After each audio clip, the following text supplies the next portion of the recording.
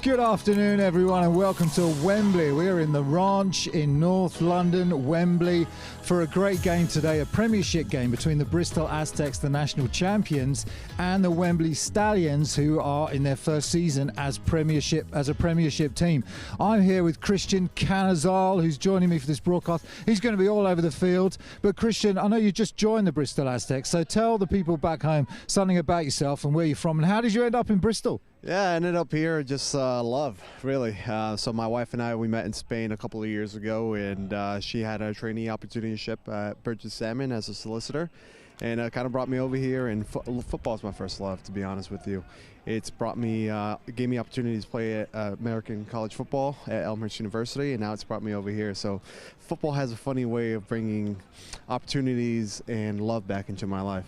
Wow, Matt, amazing. We've got a love story going on as well as an American football game as well, so that's fantastic. Christian, you're going to be the marketing director moving forward for the Bristol Aztecs. I know they've got big ambitions about what they want to build, not just in Bristol, but for the whole of American football across the UK. So tell us about your role specifically. What are you going to sort of things you're going to get involved in? Yeah, sort of the first thing that we're going to do is this live stream, obviously, today, but going forward, it's community relationships, everything from reaching out to youth organizations to potential business partners and sponsorships. So everything from A to Z. What we're really trying to do, Carl, is uplift football here in Britain, what it's been in the 80s with Budweiser, as I hear. I'm still kind of getting my head around what that kind of looks like. I was there, Christian. I remember those days. Well, I've only been here for about 2 weeks, so I'm just trying to get my head out of the water a little bit, so to speak, and handle all those things. So look for us on social media, look for us around the community, in the Bristol community, and the greater community, and look for us across Britain. Yeah, it's going to be fantastic what Bristol are doing as national champions, taking it just beyond Bristol. And if you want the roadmap to that game, I think you can comment on Elliot's post on Instagram. You can comment orange, and they'll send you what they're doing. They'll show you what they're doing in terms of the back office and all the staff and everything that's going on in Bristol. Turning our attention to this game then, it's going to be an interesting one. As you've got the Bristol Aztecs, who are national champions, unbeaten. They've had 3 games, but tell us a little bit about their season so far. Yeah, so unbeaten, as you said, 3-0 unofficially, but 1-0 really on the sheet. So they're kind of looking to build off the momentum. Really what Coach Ryan Hudson, you'll see that interview in a little bit, what they're trying to do here is cut down on the turnovers. 5 turnovers last 2 games. That's not winning football, Carl. And so what they're really trying to do is clean it up for that big game against Poland Warsaw next weekend on Saturday. Yeah, so the Bristol taking on a lot, really. They had a friendly against Nottingham Caesars, which they won. I think it was 56-0. They beat the Belfast Trojans. That sets them up with the quarter-final in Warsaw. So there's lots going on for Bristol, but this is officially only their second Premiership game, really. They're only 1-0, even though they've played those 3 games, right? And they beat the London Blitz. So coming in, it's going to be interesting. Well, the interesting thing is, you mentioned the scoring that they have, but what I'm most impressed with, zeros all across the 3 games. Their defense is playing on a really high level, and the crazy thing is, I talked to Coach Wilf, their defensive coordinator. He feels like they're operating a little bit lower than their expectations, actually. So I'm looking to see what their defensive plan is today, and looking to see what they do against the Stallions. Excellent. And let's turn our attention a little bit to the Wembley Stallions. This is their home ground, so we're really pleased to be here. They've been great and they've been hosting us brilliantly. They sent us some great media information as well. They're an organisation that's up and coming, moved up from Division 1 into the Premiership, only had one game, which they lost in a nail-biter against the Rushmore Knights. Tell us about it. Well, they feel like that one got away from them a little bit. They were up 21-0 at one point, and then ended up losing the game 28-7. I talked to Coach Smart before the game, and he felt like that one just got a little bit away from them. They feel like they gave up that game rather than losing that game. But it's interesting that you said that, right? They're up from Division 1 now to the Premiership. They're very much like the Aztecs, looking to build off of what they do, and now they're trying to establish themselves here in the Premiership. Yeah, and some of the things that they emphasise is about building the organisation and building the back office.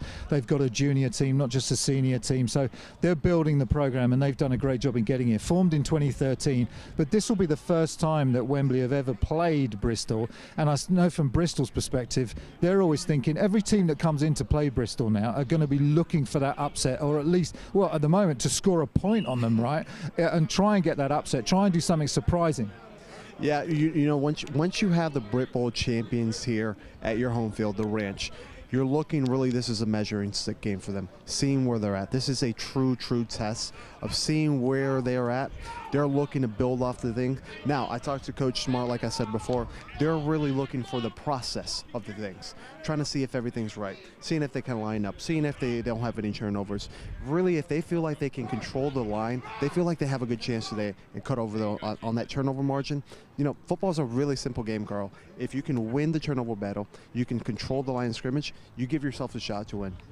Excellent, and I know both of those teams are going to be trying to win in the trenches. There's some really great players is here to watch. It's got an international feel, especially on the Bristol Aztecs side. You'll see Americans, you'll see Gretzinger, obviously their quarterback, but you'll also see great running backs. But also on the Wembley side, you'll see a great quarterback, Ted, is number 7 for the Wembley Stallions, and they have a great running back, Greenridge, number 33, as well to watch. But we interviewed a couple of people. Tell us about it before we go to that. Yeah, we interviewed Coach Smart and Coach Hudson. They talked about the keys to the game of winning, and let's shoot that over to them now. Over to the interviews. Tell me about what challenges the Stallions present to you guys as an offense. Yeah, that's a great question. So I think they play with a real tenacity. There's a real sense of violence and aggression from them.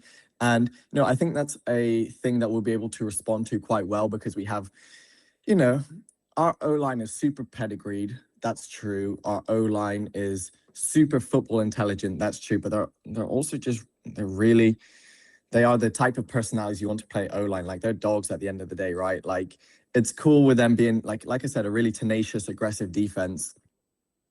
But it's cool that we're going to be able to answer that and match that, like, on par with them in terms of, like, you know, we'll take Dave Pemberton for an example. You know, I also about Dave, and I really love his skill set. And I think my favorite thing about his skill set is he plays with such a violence and aggression. And it's like, if we're playing a team like Wembley, where it's like, okay, cool, really aggressive players, real tenacity, and we got Dave Pemberton just coming to kick out your D end, I'm like, okay, I like that matchup. Let's fight fire with fire. So yeah, I think that's something that can definitely pose a problem if you're not prepared for it. But I think we are prepared for it, and we have the right personalities and the right, you know, sense of aggression and tenacity on our side of the ball to match that. So yeah.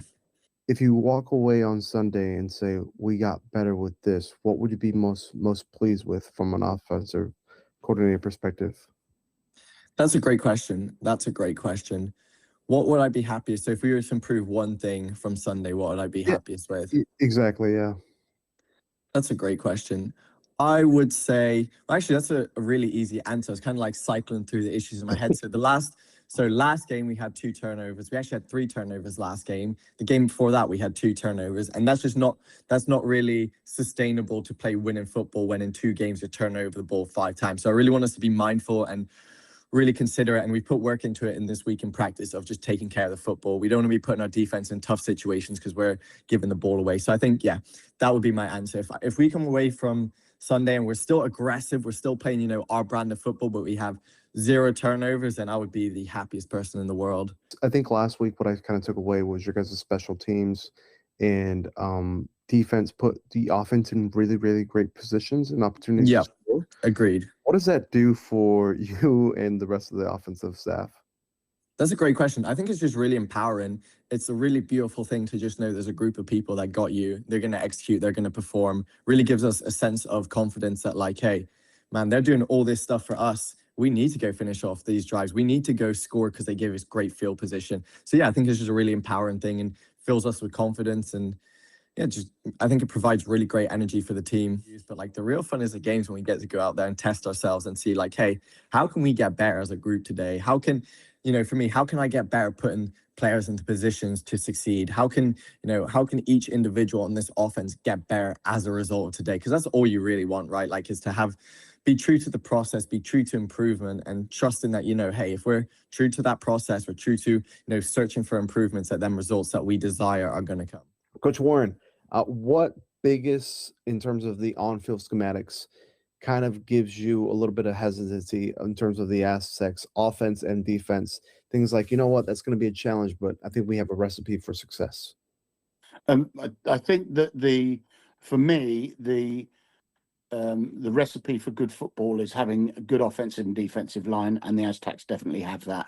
So we've worked a lot at how do we neutralize or how do we dominate in that area.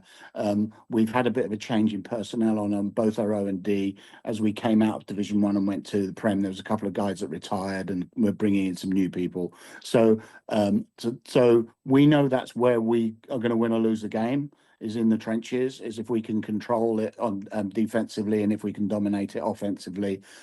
So that's where we are really trying to make an impact. But also special teams, the ability to control field position and make sure that we can take some time off the clock by being able to sort of like make sure that our defense go on fresh instead of constantly being on the field, etc. So standard stuff you'd see see people trying to do with football in a football game. So I want to get your kind of take on the Prem. What are the differences?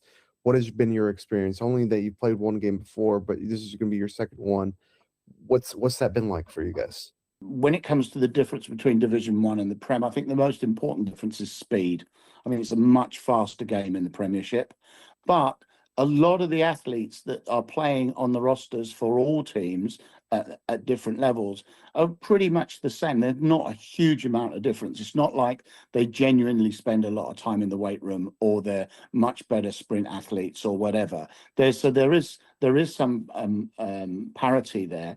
And what I really want to do is, as I, an opening question you had was, what's the big thing we're trying to do? And it's just not worry about it. Don't be overcome by it. We're playing the best team in the United Kingdom. We're trying to make sure that we can play with them and compete with them. And if we can get their belief going, I think we'll do well. Being the new guys in the Premiership and being a London-based team, I think what I am is desperate the right word?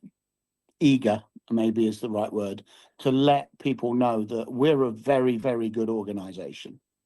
We've built the Stallions on consistency, caring for the people that come and play for us and volunteer for us, providing them with the best facilities that they can have so that they can train properly. When a kid gets off the sofa and says, I want to try this American football, and he comes to the Stallions, he knows he's playing American football because it looks like American football. We always set the training field out like a game, not just a few cones on the ground. The field's properly set up. So we want to let people know that we're always recruiting. We're always trying to bring people into the sport. And we want to be the next big thing, especially in London, but nationally, we want to be up there. I want the Bristol Aztecs and every team to fear coming to the Stallions. We've got a very good company style background to us and back office, and we just want to make sure we do it right so that we can sustain it for a long time. And that's a big message I'd like to get out there. Well, really great insights there from both coaches. Really what the Aztecs are looking for is to have a clean sheet during the game. 5 turnovers, as I mentioned earlier in the pregame. They're looking to turn that up, looking to cut those turnovers down. 5 turnovers the last 2 games isn't going to cut it today. So, Brian Hudson, as we mentioned, offensive coordinator for Bristol Aztecs, are looking to control the line. So that means matching the intensity from the Stallions. over to Coach Smart. Coach Smart feels like if he can get the boys rolling there in the first kind of quarter, they have a chance to believe that they can win this game against the defending Brit Bowl champions of the Bristol Aztecs. Now, quick development here. Ethan Gretzinger will not be at quarterback today. It will be Lewis, number 3. If we can pan over to him really quickly, he's over in the sideline. But Gretzinger, the starting quarterback for the Bristol Aztecs, will not be playing today. Now, over to some more things. If the Stallions can control the offensive and defensive line, they have a really good shot of winning it. Also, they need to do the best job on special teams to control field position to give their offense and defense great starting positions. As for the Aztecs, if they feel like they can match the intensity, cut down on the turnovers that they've had over the last 2 games, they feel like they have a good shot of winning. Now, let's get you over to a more familiar British accent, over to Carl, to the booth. Thanks, Christian. Great to hear from Christian in the middle of the pitch there, and we're going to be joined by Christian throughout the game and on the sideline. My name's Carl Walkinshaw, and welcome along to the stream here at the Ranch in Wembley. We're looking forward to bringing you the full stream, every play, every sideline action. I'm standing in today for Andrew Morgan, and he'll be back as your usual Bristol Aztecs commentator. So thanks for joining me on the live stream, and hopefully we will get a special guest coming up in the second half. That we can have somebody to join me in the booth. This is going to be an interesting one, folks, because Wembley Stallions, obviously, they have never played the Bristol Aztecs before. Obviously, Wembley Stallions formed in 2013, but never had a chance to play the Bristol Aztecs, and it's been a great push for the Wembley Stallions to get to a point where they're in that Premiership now, but now they've got to learn to try and compete with the national champions, and today's going to be a real test for them. We'll see how they go. But shock news really from the Bristol Aztecs, because we were expecting Ethan Gretzinger, who's their American quarterback, number 10, who was spectacular against the London Blitz, and obviously their MVP last season was Gretzinger, and also had a great outing in the Brit Bowl to win them the national championship, but he is not there today. However, number 3, Lewis Benzie, is a hell of a quarterback in his own right, and during that friendly against the Nottingham Caesars, he pretty much snapped the whole of the game and put up some pretty impressive statistics of his own. So we would expect him to be on point today and to command that offense well, and to do his job as he needs to do to get the win against the Wembley Stallions. We'll see if we can find out more about that Gretzinger story. I wonder where he is today. We'll find out as we go through the game. We're also going to have on show number 2, the American running back Josh Brees, number 2 for the Bristol Aztecs. He is here today and is kitted up, and we're expecting him to play a full game.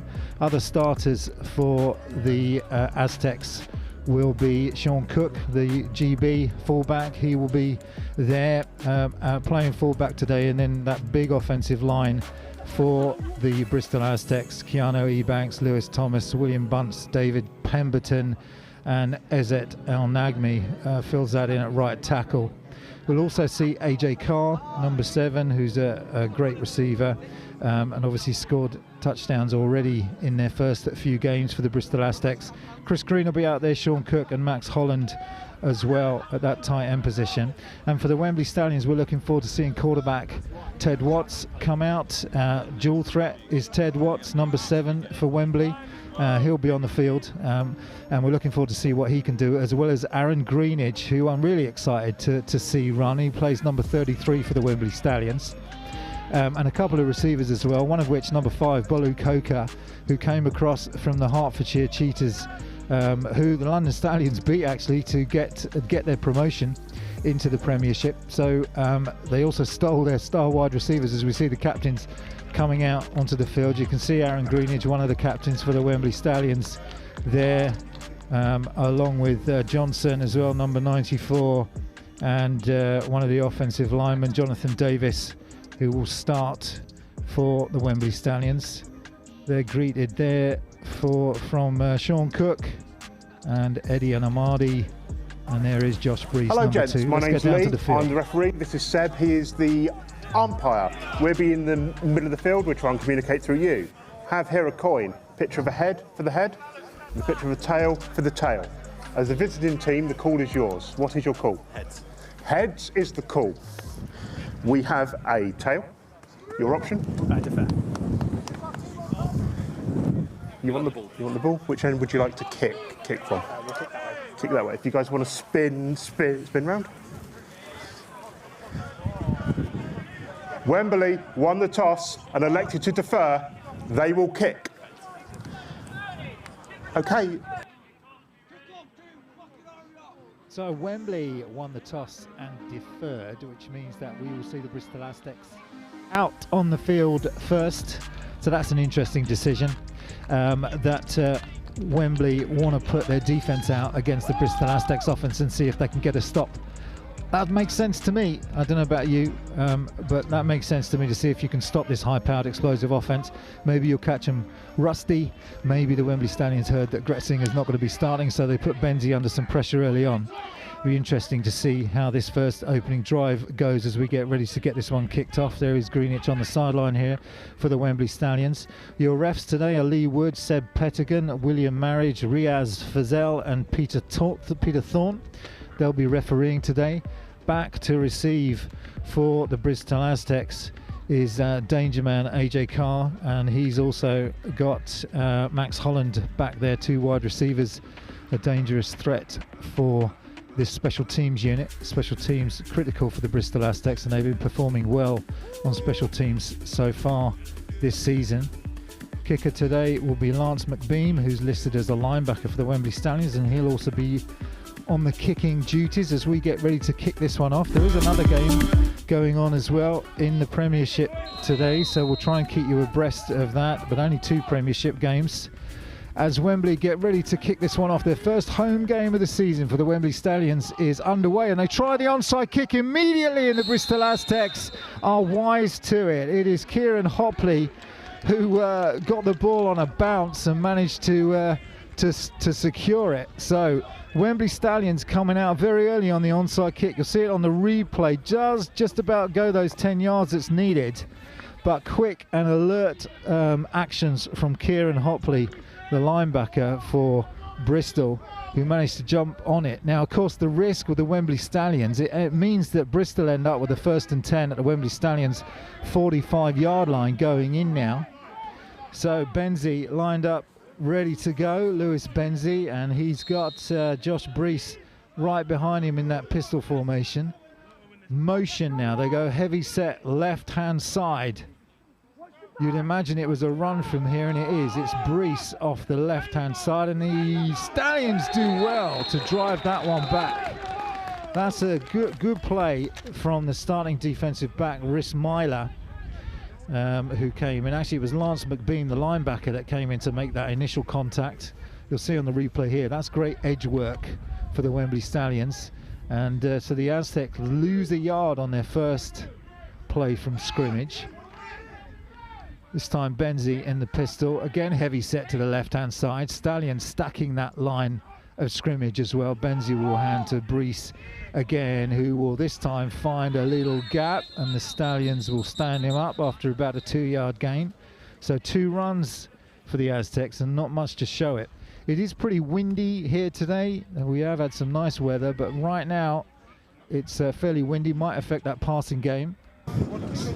Personal foul, face mask. Number 29 of the defence, 15 yards from the end of the run, automatic, first down. So you heard it from our referee Lee Wood. That was against Lance McBeam, and that's another big break. And the onside kick recovery, and now a big 15-yard penalty is going to march the Aztecs a little bit closer to that red zone. And not a great way for the Wembley Stallions to start. The defense playing well on those first 2 downs, but the penalty is a killer for the Stallions early on. So 31-yard line now as Benzie goes to an empty set with trips to the bottom of your screen, and 1 receiver, which is 2 receivers at the top of your screen, which is Brees being one of those, the American running back. They'll march him even further forwards after counting off those yards. So just outside the red zone now are the Aztecs at the 21-yard line with a 1st and 10. Empty set, but we know that Benzie can run as well. This time, players blown dead. Well, it looks like they didn't get the mark right. Let's hear from our referee, see if we can get some clarity on that, because they marched the ball to the 31, then to the 21, and now back to the 26. So finally we get a 1st and 10. Same set for Benzi, empty set. Trips to the bottom, twins to the top. Benzi will look to his right-hand side and go that way. Incomplete. Trying to get the ball out that time to Max Holland. But incomplete. A low pass. Not much Holland could do with that. He's a tall wide receiver. And you'll see here, Benji's aim just a little bit off. Drops to the turf. 2nd and 10 from the 26. Brees lined up behind Benzi. Here's Brees, left-hand side, looking for the edge, finds it, cutting back now inside, pick up of about 5. So a good 2nd down gain for the Aztecs on that down. Again, the Stallions not allowing Brees to really get and find that edge. So key down early on in Q1 for the Stallion defense to see if they can get a hold here against the Aztecs and maybe hold them to a field goal. Aztecs with the fullback in this time. Heavy set to Benzi's left-hand side. They'll give it to Brees following the fullback up the middle, and he'll pick up close to the 1st down. We'll see whether the referees give it or whether they mark it short. Very close, this one. Running in behind the fullback, that time the blocking of Sean Cook to give Brees a little bit more yards. Down marker's not moved yet, and it looks like the Aztecs are marching backwards, so we'll see what that is.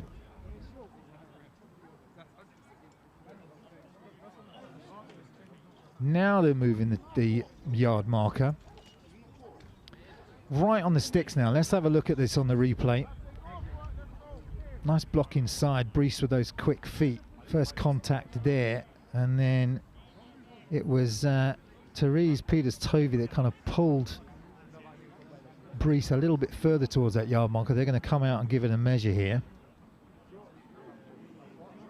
Looks from there like they're going to be short by half a yard or so.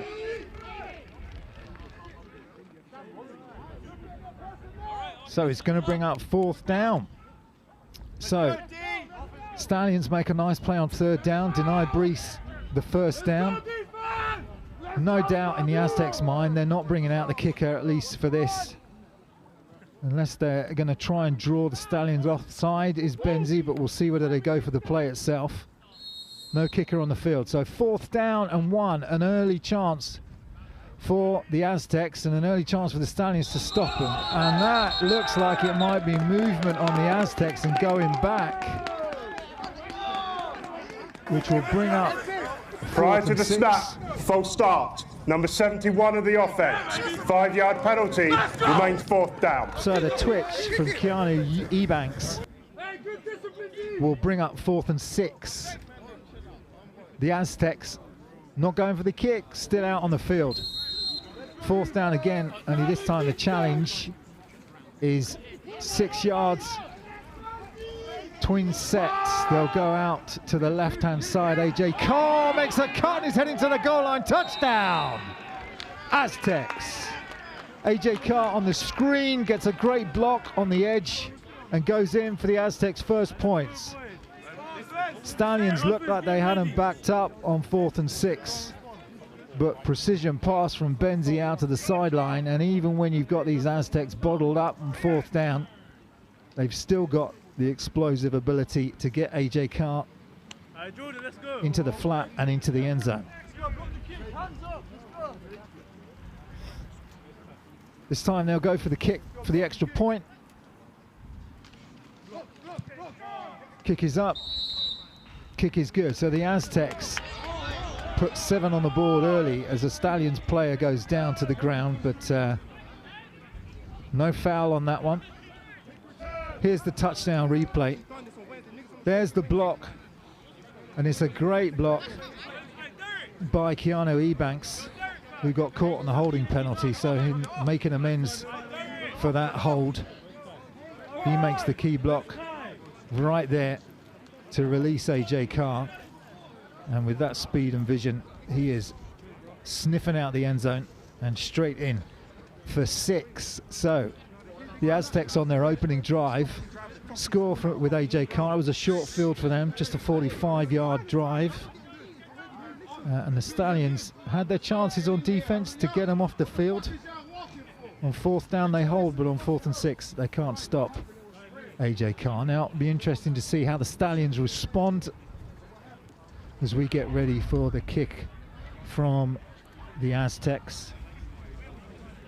It's Amondi Cunningham who will be kicking for the Aztecs. And back to receive for the Stallions is Aaron Greenridge, that dangerous running back. So can the Stallions respond? If you're going to stay with the Aztecs, we've seen some of the scores they put up. 56-0 against Nottingham Caesars. 31-0 against the Trojans. 28-0 against the Blitz. This is a short kick, and it's bobbling about, and no one wants it right now. The Aztecs are saying they've got it. So just a really high kick to the 35-yard line. It's Harry Ward that comes away with the football, and they are going to give it to the Aztecs. So the Aztecs with a lucky play, really, because the Stallions, I mean, whenever you kick the ball off like that, it is a live ball. The Stallions couldn't jump on it, and the Aztecs will take every opportunity they can get, and they're going to line up on the 36-yard line going in. Stallions offense haven't even been on the field as yet. So back comes Lewis Benzie. This time heavy set to the right-hand side. He'll hand to Brees up the middle, following his fullback. Dances to the left and trying to find some more space. Picks up about 7. Tackle was made by that busy linebacker, Lance McBeam, for the Stallions. Going to bring up 2nd and 2. So an 8-yard gain from Josh Brees, and you don't want him to get going if you can help it. On the Stallion side, heavy set again. Benzie calling signals at the line of scrimmage. Benzie with a snap, hand to Brees, who gets initial contact. That's good defense this time. They're going to push Brees back for a couple. Involved in the tackle there was Aaron McConney, coming in from his linebacker spot to drop Brees for a loss. So going to bring up 3rd and 4.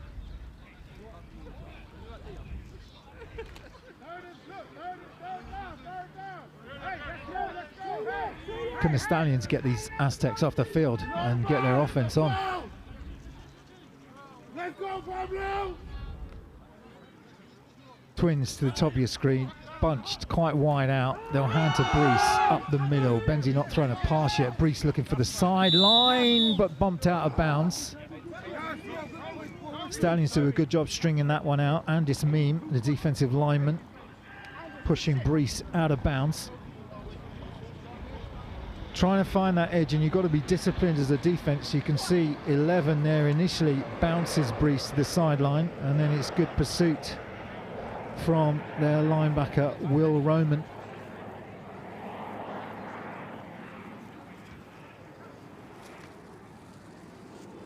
Nevertheless, a fresh set of downs for the Bristol Aztecs. Brees did enough to get the 1st down. And this one is lined up on the 26-yard line. So Aztecs looking to go in. If you're just joining us for the 2nd score, AJ Carr scored early for the Aztecs off a short field. And Aztecs looking to go in again. This time Benzie will try and go for the screen, but well covered up. Nice defense that time from Jacob Beeman, who located Brees in the flat. and nowhere for Benzi to go, so he just lofted it over Brice's head.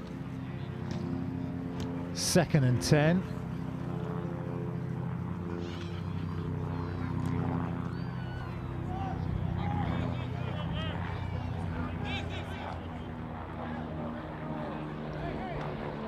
Heavy set again. Pistol formation with that running back behind Benzi. Brice up the middle, looking to the left-hand side. Stiff arms a man and out of bounds with the first down. So a gain of 10 for Brice. Makes it look so easy. Up the middle and then bounces out to his left-hand side. Sees the space, can cut on a dime. There's that straight arm. And it's good rallying, really, from Daniel Kleinens, the defensive back, just to escort Brice out of bounds. But it's a first down again for the Aztecs. Brice up the middle again, this time nice play from the defense as Pablo Mauricio, the defensive lineman, stops Brice in his tracks. Short gain for Brice up the middle. Nice fighting off of the block. Was matched up against David Pemberton. Managed to fight off the block and get into the backfield. 2nd and 10 for the Aztecs from the 17. Brice again, left-hand side. Still looking for something. Bounces it out. Stallions arrive. Keeps his feet, but the Stallions not giving up much there. 3-yard gain for Brice, 3rd and 7. Still in Q1. Not seen the Stallions offense yet. Aztecs lining up on this 3rd down with trips to the right-hand side, bottom of your screen. AJ Carr lining up in that slot position this time, the touchdown scorer. Benzi looks to the right-hand side, comes across his middle, loads of time. Now it shuts down and Benzi will go down. Stallions get the sack. Well, Benzi also has his lid off. Looks like, yeah, he's still down on the ground is Benzi. Worrying signs for the Aztecs as Benzi comes to the sideline under his own steam. Has his lid back on, did go down a little bit awkwardly. So the Aztecs will bring out the kicker. Out comes Mondi Cunningham to see whether he can score this field goal. About a 31-yard field goal. Kicking it from his 14-yard line. Stallions looking to block it, snap is down, kick is up, kick is good. So the Aztecs put another 3 on the board, but a flag goes immediately up into the air, back where the play took place. Referee's gone over to talk to the kicker. It looks like he's pointing to himself, so he's arguing a little bit with Lee Wood. Is the kicker there, or trying to find out what the situation is. Looks like the 3 points will stand. Maybe the penalty will be enforced on the kickoff. Both teams coming off the field and swapping in their special teams units. After the play, unsportsmanlike conduct, miming brandishing a weapon, number 43 of the offence. Result of the play is a good field goal. The 15-yard penalty will be assessed on the kickoff. This is that player's first unsportsmanlike. So an unsportsmanlike on the kicker, Armandi Cunningham, for simulating brandishing a weapon. There you go, not heard that one before. That's a new one, and I've been doing this for a while. So Armandi Cunningham will be marched back 15 yards on the kickoff, but the points will stand. So we've had an AJ Carr touchdown and a field goal from Armandi Cunningham to put the Aztecs 10-0 up, and the Stallions offense haven't even been on the field yet. Let's see how this kick goes.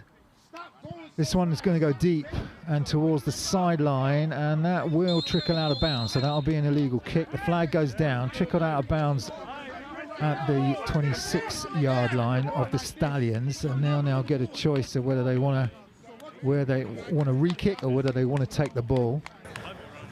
Illegal procedure by the kicking team. Free kick out of bounds. Wembley have elected to take the ball 30 yards from the kickoff spot. So Wembley will take the ball. They won't ask for a re-kick on the flag. And our first chance to see the Wembley Stallions offense, led by number 7, their quarterback, Ted Watts. And their running back, Aaron Greenidge, number 33. From exactly on the 50-yard line is where the Stallions will start their first drive on offense. So 50 yards to go against this tough Bristol Aztecs defense, as Watts will take his first snap and hand it to Greenidge, and immediately that smothering defense is all over it. First contact that time was from Adam Woodward coming in, and then 2 other Aztecs players arrive. You'll see how fast this defensive line is. Immediately in the backfield was the linebacker Idris Fofana,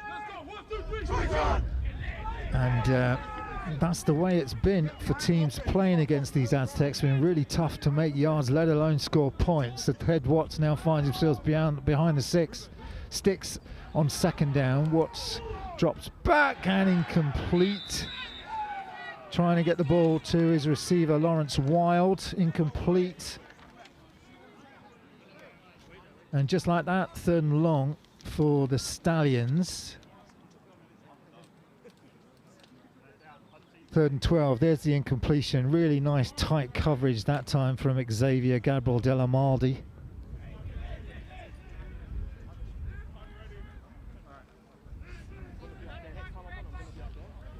Looks like an all-out blitz from the Aztecs on 3rd and long. Twins out to left and right for Watts. They do come on the blitz. Watts will go straight down. Blitz comes, and it's Idris Fofana, who had a great series on that set of plays. Fofana had the drop of the running back in the backfield for a loss, and then the sack. Here's the pressure. You can see it's just a numbers game, really. The defense bring more than you can block. And James Wilf, the defensive coordinator, will know that from the tape. They bring 6 or they bring 7. You just haven't got the numbers to be able to pick up that amount of blockers. Ted Watts, no chance on 3rd down. And so the punter will be out for the Stallions to try and pin this Aztecs offense back. Ball is up. It's a high kick, and it will bounce, and it looks like it's going to be recovered by the Stallions. Max Holland, a little bit of jitters. I wasn't sure whether a Stallions player actually arrived at the point at which Holland went to catch the ball. Lewis Thomas just saying to Max, calm down. He had players around him, did Holland, but he manages to save his own mistake there, does Holland. So no harm for the Aztecs. During the return, holding, return team, 10 yards from the end of the run, 1st down.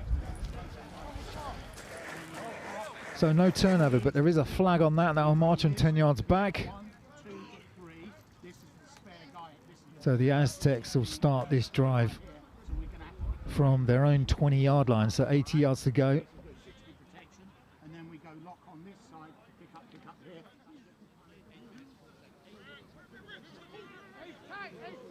10-0 up. Benzie with 2 running backs in the backfield with him now.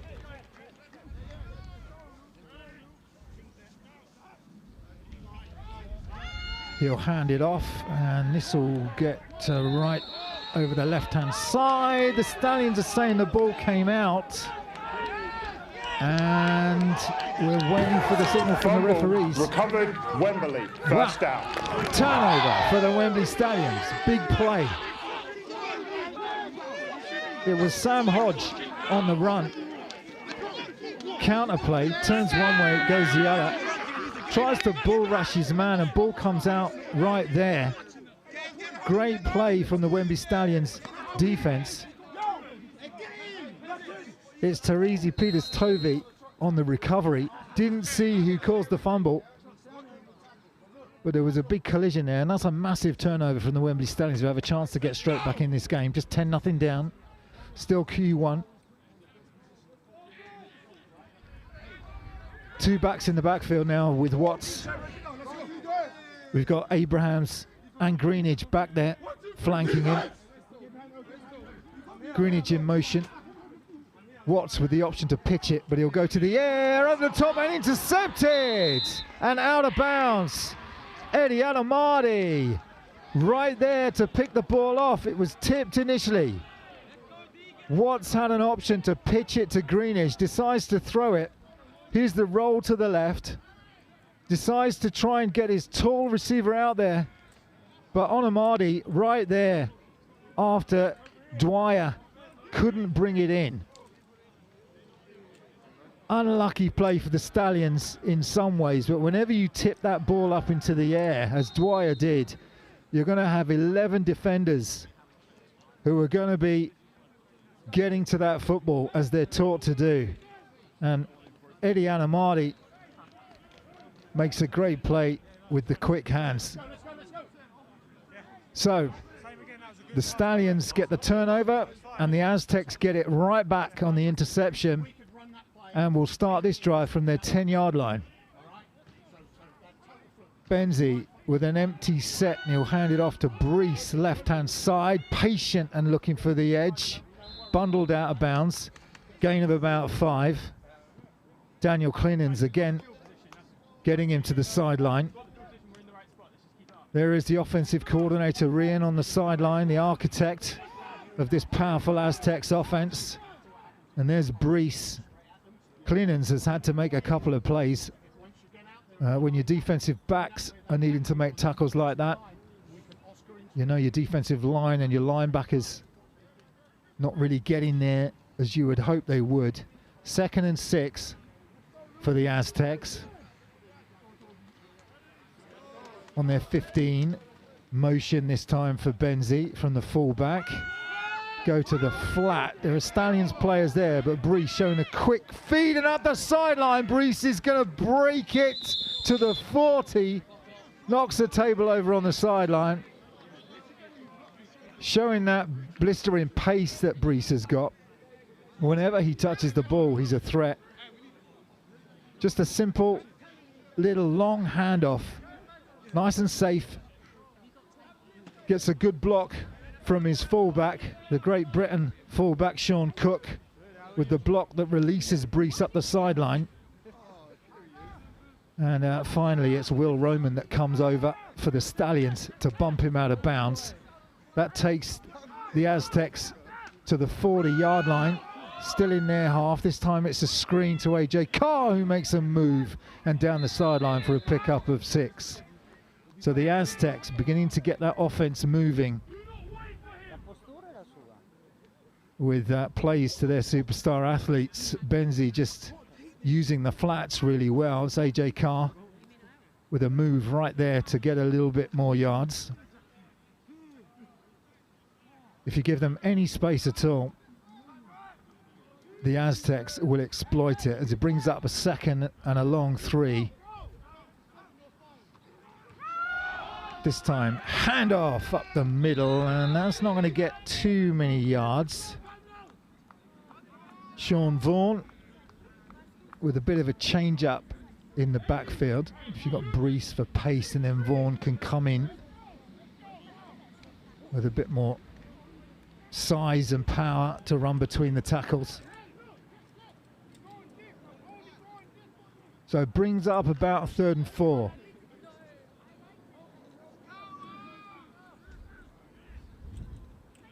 This first down will see them into Stallions territory if they can convert here. Benzi with 2 receivers to his left. He'll go that way. It's Carr again, and that's read really well. Gone to the well one too many times as Luke Agodo Avbara, the linebacker, makes a great play on AJ Carr to deny him any yards. And looks like the Stallions defense will get their first stop.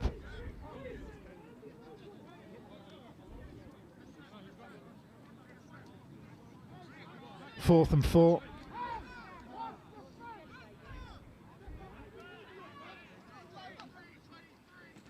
Amadi Cunningham ready to punt for the Aztecs.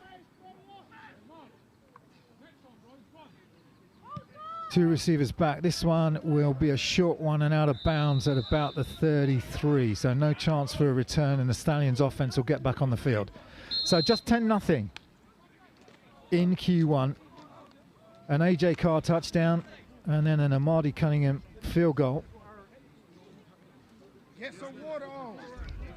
is the only scoring we've seen.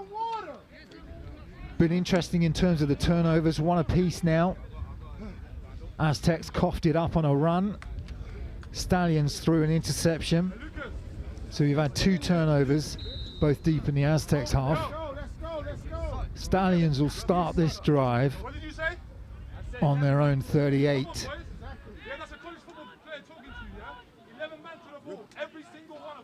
I formation this time for the Stallions as they bring the tight end in motion as well, and Greenwich will look for some room, and there's some quick feet from Greenwich and up the middle, and still driving those legs for the first down.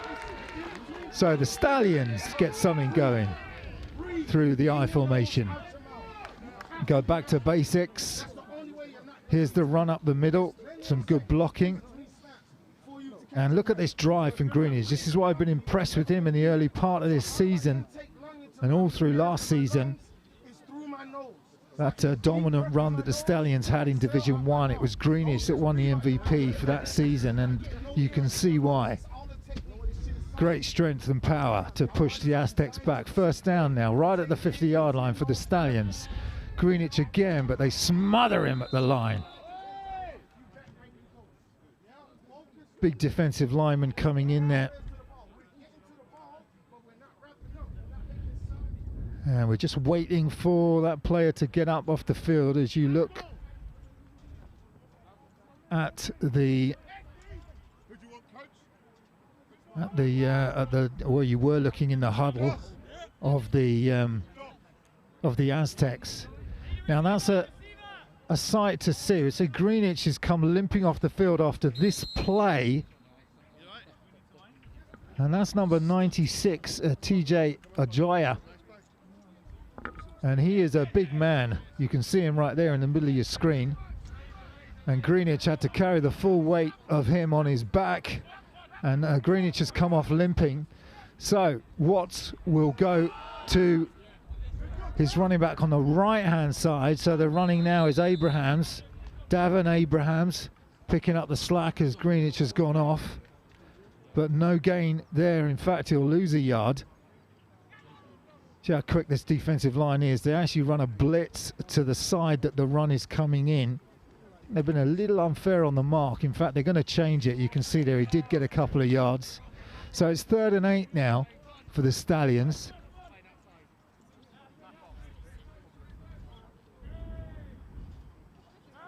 Greenwich still on the sideline.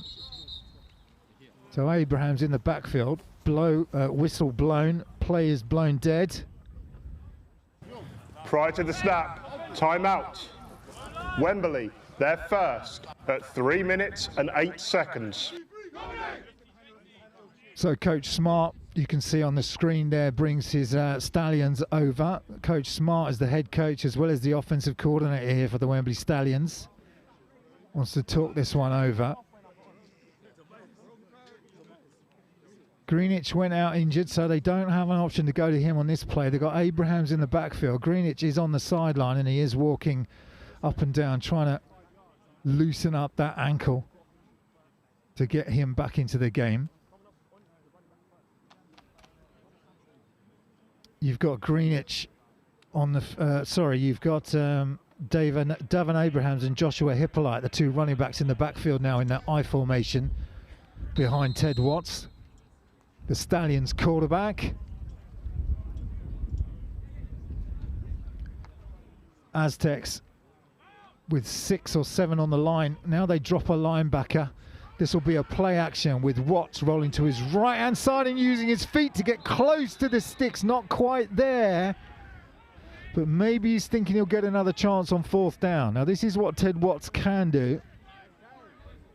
If they can get him out to the sideline, you see the play action. It just holds the linebackers enough for Watts to find a little bit of space.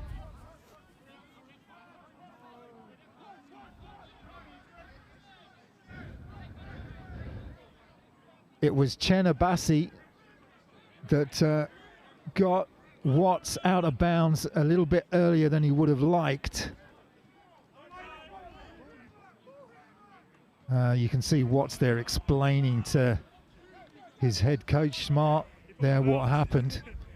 Maybe Smart was thinking, you know, put your head down, try and get that 1st down, but that's easy for you to say, coach. You're on the sideline. Here comes the punt. Punt is a high, and it's a good kick because it allows the coverage team to get there, but it will roll into the end zone. Trying to, Toby Alexis there, the linebacker playing on special teams, was trying to keep it out of the end zone, but it does roll in, so the Aztecs will bring it out to their 20-yard line. He's shaking his head, but that's a tough gig, especially if the ball rolls forwards like that. There is Greenwich walking. You can see there number 33. So he looks like he's managed to run that ankle injury off.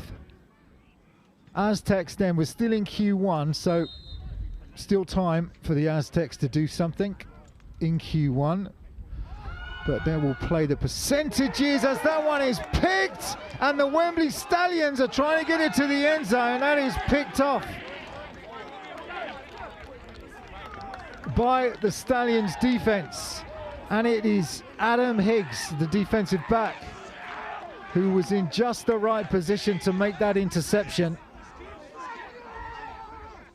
Let's have a look at this. So you're looking for number 26 actually. Benzie is lined up there, and it's just an easy interception. Doesn't look like Benzie saw him. As Reese Mailer, number 26, the linebacker, drops into his zone. It might have been tipped a little as well. There is Mailer, stumbles on the turf. But what a turn of events at the end of, getting close to the end of Q1 here for the Stallions as they get the ball now on the Aztecs 13-yard line. Aztecs wanted to stop those turnovers. Well, they've had 2 in Q1 already. 1 fumble, 1 interception. Stallions with Watts, and Watts will try and find the edge. He has a man close to the corner, but he's going to have to throw that out of bounds. He was trying to roll and get the ball to Bolu Koka, his wide receiver, but it was good coverage, and Watts just ran out of time.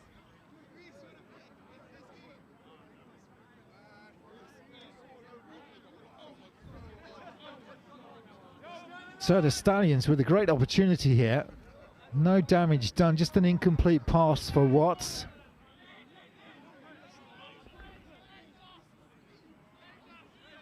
Koka this time will line up to the top of your screen. Again, that heavy set. Greenwich is back in, number 33 now. Immediate pressure, but he gets it over to Greenwich on a little dump-off pass. So Watts under pressure does the smart thing and gets it to his running back. Greenwich will pick up 5. Bring up 3rd and 5. Here's the smart thinking by Watts. Immediate pressure. Gets it to Greenwich. And Greenwich gets 5 or so yards before Tom Seeger comes over with the tackle. So they're going to call it again a 4 actually. So 3rd and 6 for the Stallions. Those 2 running backs to either side of a different quarterback in the backfield now, and they're going to try and run it. So they bring in James Turner. There's a bit of a change up at quarterback.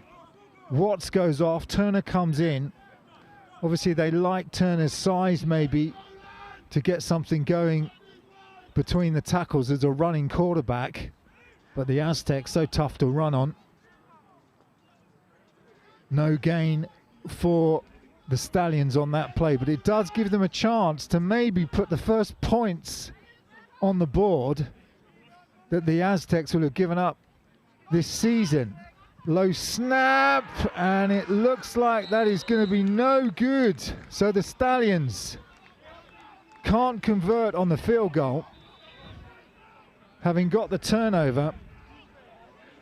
They got the interception from Roos Mailer. It gave them great field position. Play, no good. A touchback. That is also the last play of the first quarter. So Mailer gets the interception, but the Stallions can't convert on the kick, and the Aztecs still have a clean sheet for the season so far. Let's go down to Christian on the sideline to get his take on that first quarter.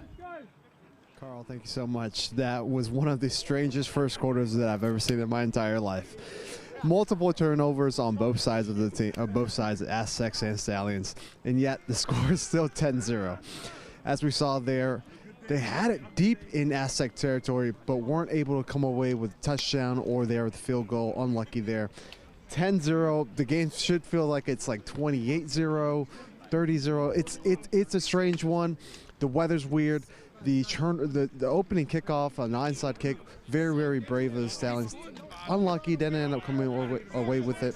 Aztecs then kick it off after scoring a touchdown on fourth down. It's a strange game, 10-0 after one. Carl, back to you. Thanks, Christian, as that first down play as the Aztecs take over at the beginning of Q2 with the ball on their own 19-yard line. Yeah, it was a strange Q1, as Christian was saying. 2 turnovers from the Aztecs, 1 on a fumble, 1 on an interception, 1 turnover from the Stallions. But yeah, all that kickoff action that meant that the Stallions offense really didn't get on the field till late in that Q1, and nevertheless it's just a 10-0 lead that the Aztecs hold. Benzie checking his wrist coach on this 2nd and 10 after the incompletion. Brees behind him. He's got twin receivers to either side. He's dropping back, rolling to his left-hand side, out to Brees, who sees a little bit of room. He's dancing on the sideline, spins one way, spins the other. They eventually get him out of bounds. So a lot of action from Brees on the sideline. That'll pick up a first down. He's so fun to watch. Takes the flare out. Here's a first spin move right there, and then he goes for a second one right there. Twisting and turning to get as much as he can. Timeout, my time to attend to the chains. So Lee Wood, our referee, just sorting out the chain crew, as you do. But they're going to start that clock running now. And the Aztecs are ready to go with the first down after Brees' acrobatics on the sideline.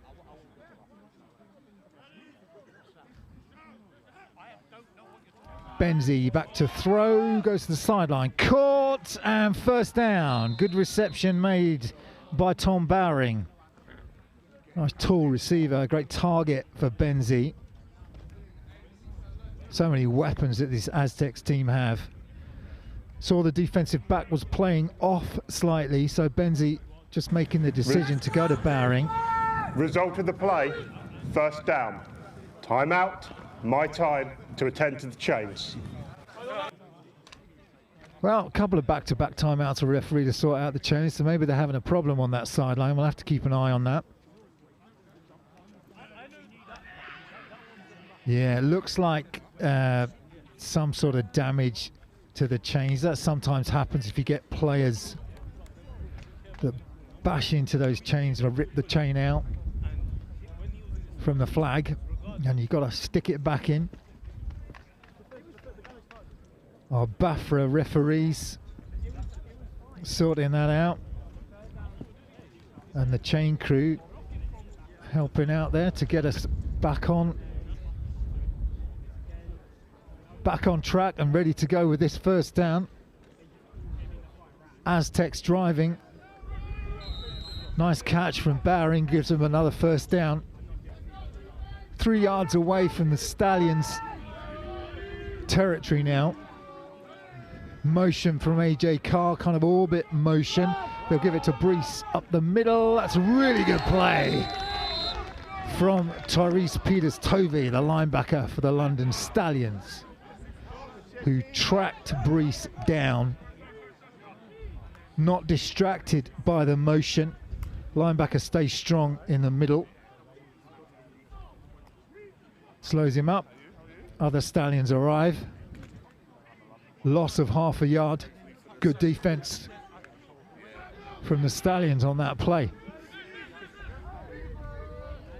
Showing they can compete on that line of scrimmage. Benzie this time going deep to AJ Carr over the top of his head. Just stretching that defense. And again, smart play calling from Rian on the sideline.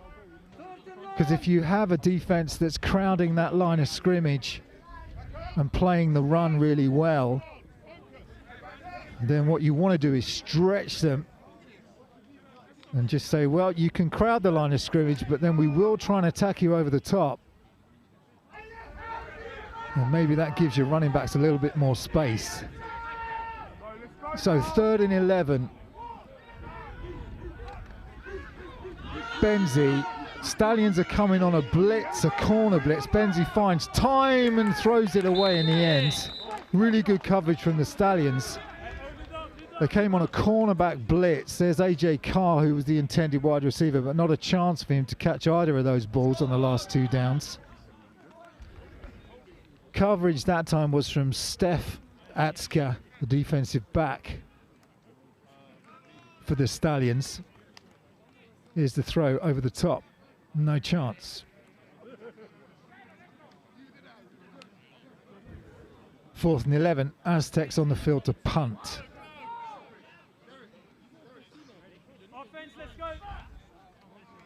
Two receivers back for the Stallions. Ball is up. High kick. Bounces and fair caught at the 23, which is where the Stallions will take over for their first drive of Q2.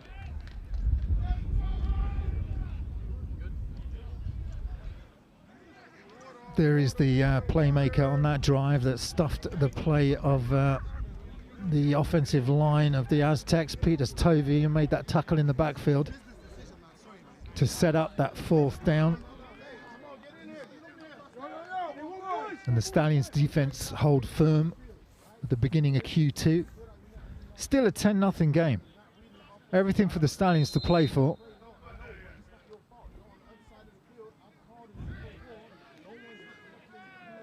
Ted Watts back at QB. This time they go with a trips look to the bottom of your screen.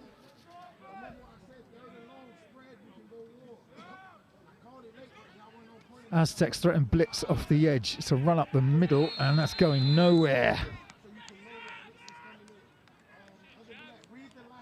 Joseph Abu, defensive tackle,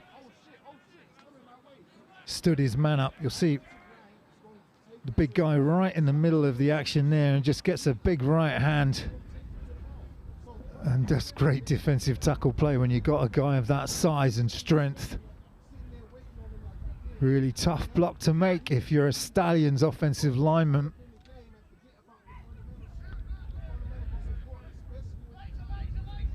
Talking to the Stallions defense on the sideline, geeing them up after they got that stop. 2nd and 11 now for the Stallions. Blitz coming again from these Aztecs. Watts will go down for the 2nd time.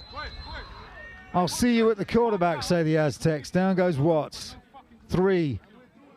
Aztecs converge on Ted Watts.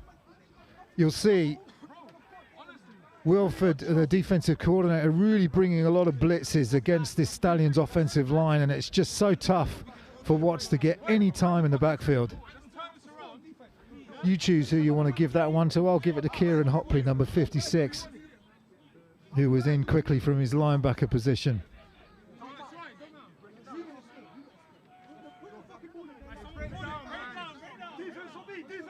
So 3rd and 20 now after that sack and the loss of yards on the run. They'll just safely try and keep the ball in their running back's hands and not try and do too much. They don't want to turn the ball over at this part of the field.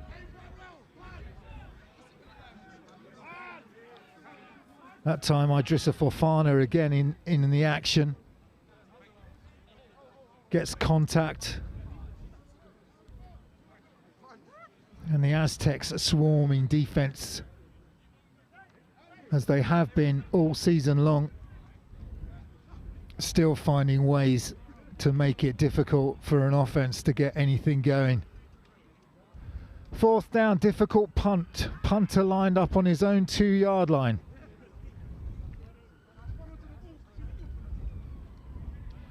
Max Holland back. This one he's just going to try and kick it out of bounds. It goes way up into the air, goes all of about 6-7 yards and comes to a stop there. The Stallions pick it up. Well, that's a disastrous punt from the Stallions' perspective. Kicking into the wind. Hard kick to make from your own 2-yard line. Pressure comes, but not too close to the kicker. But you think he maybe lifted his leg a little just to avoid any kind of chance at a block.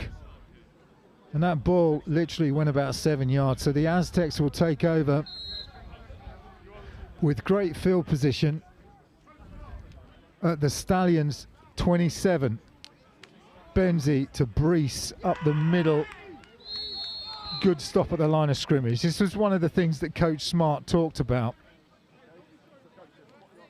He wanted to be able to compete with the Aztecs at that line of scrimmage. And the defensive line, they really are playing well. And they do get a stop. They don't let Brees break it. He gets 4 yards anyway on the play. This one will go to Brees again up the middle, and again initial contact is made early, and that's great defensive action again. So really nice team defense that time. They stuffed Brees up the middle. Now, he had to bounce it to the outside, and Peters Tovey, the linebacker, tracks him. You'll see here they pull 2 linemen, but Brees has got no space. And Peters Tovey again tracking Brees for a loss of a yard. 3rd and 6.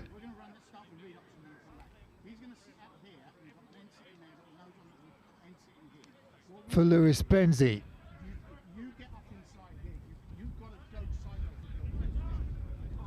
Calling the signals out. Benzie looks to his right and will go that way to the end zone. Over the top of his intended receiver, Chris Green. Just running verticals on both sides of the field that time. But Benzie couldn't hit Green. Good defensive back play. Green had a step there and space in the end zone, but Benzie just overthrows him. Nice tight coverage. It's going to force the Aztecs to go for another field goal. They've already put one on the board. This one's a slightly longer one from the 25, so it'll be a 32-yard kick. And that is no good. Short and away to the left-hand side. So it remains 13-0 after that disastrous Result of the punt. play is no good. Ball belongs to Wembley. 1st down at the previous spot. So no touchback as the ball went out the back of the end zone. So in that situation, Wembley will get the ball back where the Aztecs last played their down. There's Rhiann Ward talking to his players on the sideline, the young offensive coordinator, talking through how they didn't manage to convert any points on that set of downs. So the Stallions hanging in this one, still 10-0. The Aztecs have had their chances, but haven't been able to put additional points on the board. 1st and 10 for the Stallions. Starting at their own 25, motion this time. They'll hand it off. Greenedge looking for some action to up the middle. Picks up a couple.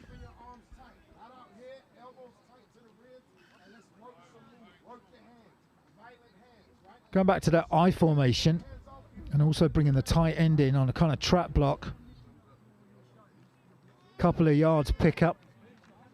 Fred Smith, the linebacker for the Aztecs, shuts it down quickly. 2nd and 8.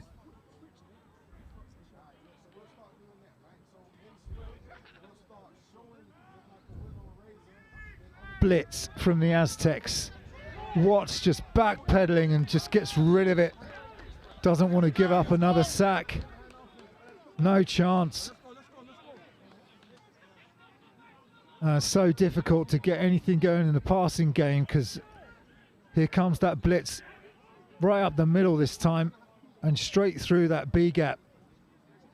And again, if you're designing these plays as a defensive coordinator, it's just a numbers game. Flag is on the field. Cross the line of scrimmage, and there was not a receiver in the area. Intentional grounding, loss of down at the spot of the foul. So intentional grounding for Ted Watts. He was just running for his life, lofts the ball up. The referees call it. Watts not allowed to scramble out of the tackle box, and so it is a foul for intentional grounding and a loss of down.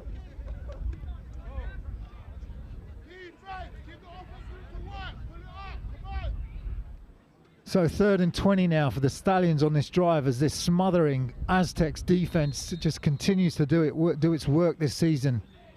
The blitzes continue to come. Coach Smart going to have to make some adjustments in the second half. There he is, if he's going to get his offense moving to beat this blitz. Watts with the play action and throws one into double coverage, incomplete. Trying to get it to his receiver, Bolu Coker again. But it was Tom Seeger, the safety, and others in coverage of Coker. Play action just to freeze those blitzing linebackers. And you can see 2 defensive backs. Xavier Cabral Delamada was there, and also Tom Seeger, as I said, all over Coker on the coverage. No chance. And again, the punter is pinned back, this time in his own end zone. They're going to bring in some extra protection for the punt.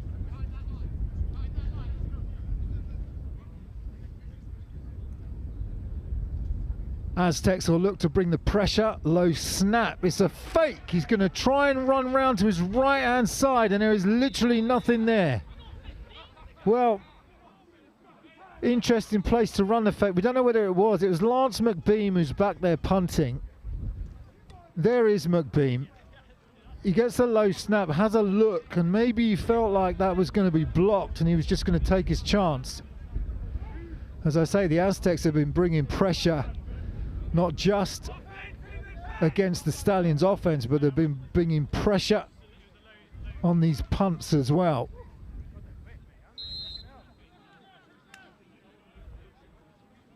Results in the Aztecs having great field position yet again, but they have not been able to capitalize with points. Now what can Benzie do here? He's got 2 receivers to the top. He's got Brees in the backfield. He'll look to the single receiver, and that is incomplete. Nice hit at the goal line. Chris Green, the Aztecs receiver, still down. Now he gets up. Chance for an interception, and they're talking it over, but referees are saying it's an incomplete pass. Let's have a look on the replay here. Benzie just goes straight to Green. Receiver never controlled the ball.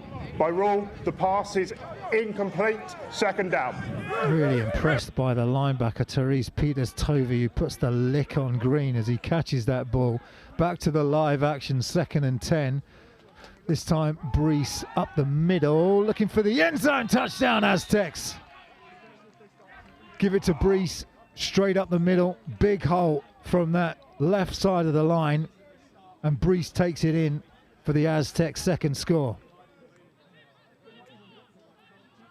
Pemberton with a great block leads the way for Brees.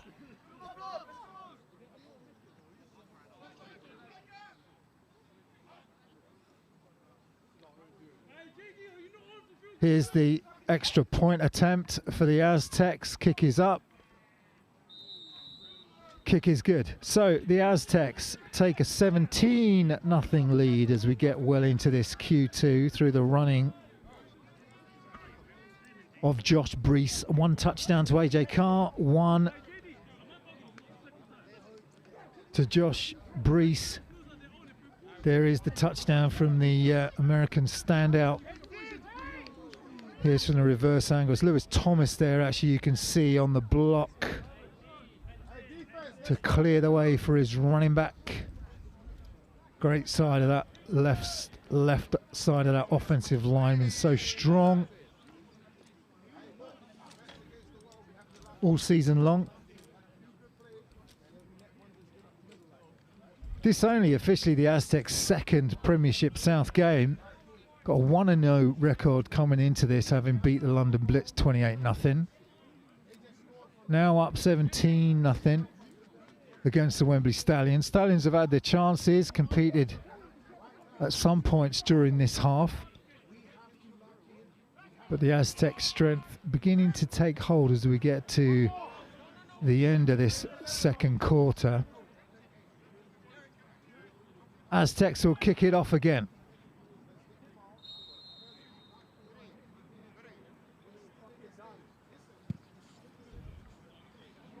High kick, Greenwich will take it at the 5. Moves to his left-hand side and just plows into that wall of Aztecs players.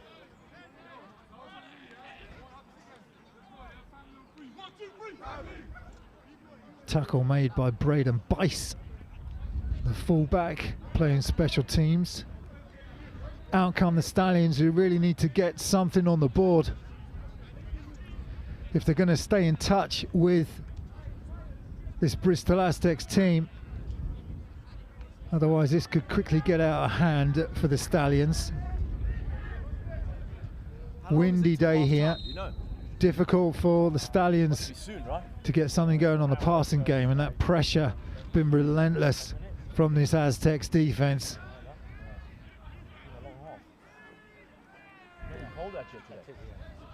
Come out with an I formation and a tight end in on their right hand side.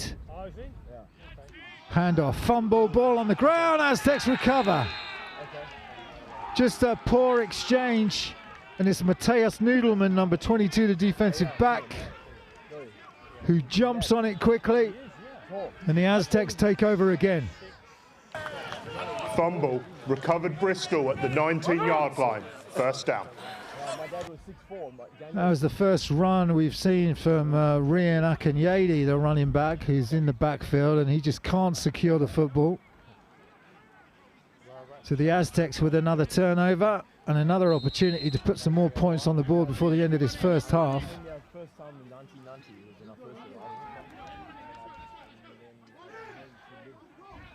Second turnover from the Stallions.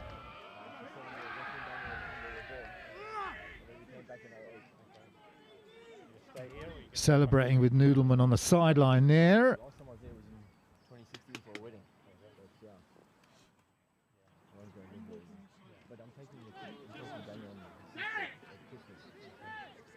Good pick up on first down for the Aztecs as we get back to the live action. 2nd and 4 now for Benzie. Looking to go to the air to his left-hand side. That gets batted down, not a live ball. Nice play from the defensive line.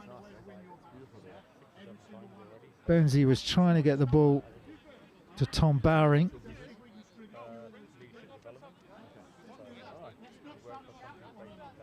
That's the way, if you can't get to the quarterback, you get those hands up in the air, especially if you're a tall defensive lineman.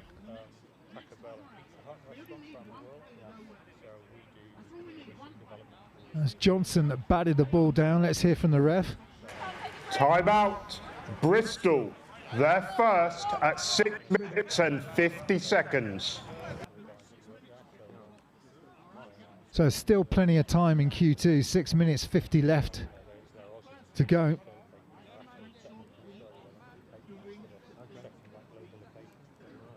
And Rian Hudson wanting to talk to his offense. There are the Wembley Stallions defense, who again are being asked to keep this high-powered Aztecs offense out of the end zone. They've had some success.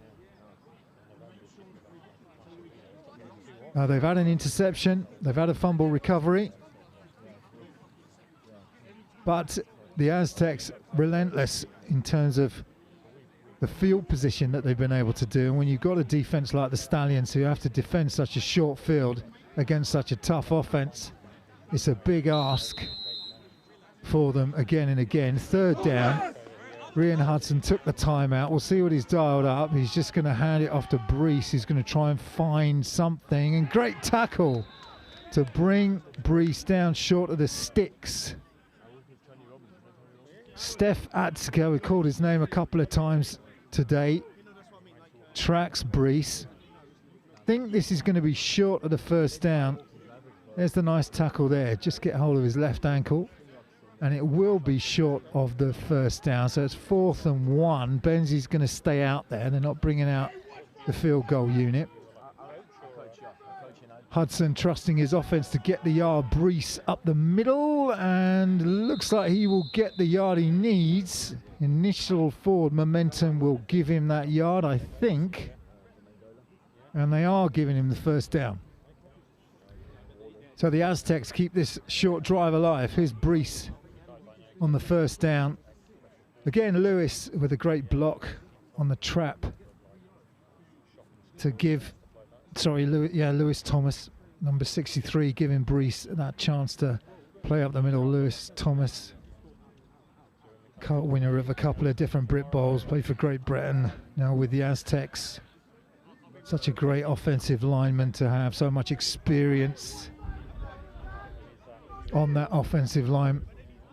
Keeps this whole offense moving. This one is a quick pass out to AJ Carr, which will go incomplete on 1st and goal.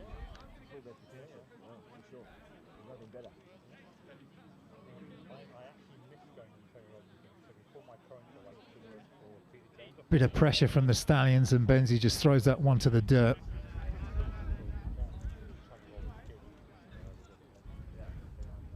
Trips now.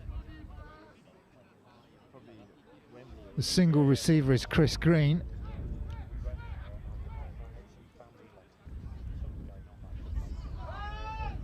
Pass to the fullback, and the fullback will truck his way to the end zone, and in Sam Hodge with the score.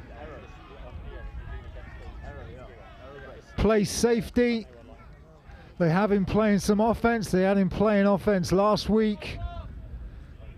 And they get him at it again, this time out to the flat. And here's that hit on the defensive back. It's just a mismatch on size. Defensive back, who is Daniel Cleenans, who's had a good game on defense, does come back at him and gets his man down, but not before he scores and into the end zone.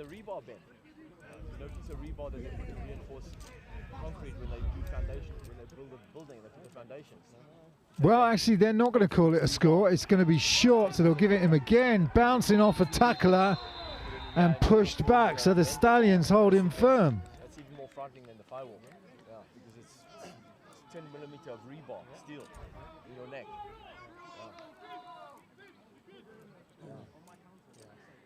So they'll bring out the field goal unit. It remains a 17-0 game. That score that I called was a good tackle in the end to keep that runner out of the end zone. Here's the one I thought it had gone in, but this is the shoestring tackle, and what an effort as the knee goes down there before the ball crosses the plane. Back to the live action as you're watching the field goal attempt from the Aztecs, and that does go over for 3. So no touchdown, but a field goal for the Aztecs to take their lead to 20-0. Stallions defense I've been impressed with, but given some really bad field position, managed to keep the Aztecs out of the end zone a couple of times and forced them to have these field goals.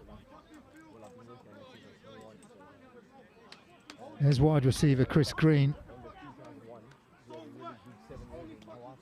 on the sideline talking about ways to get into the end zone.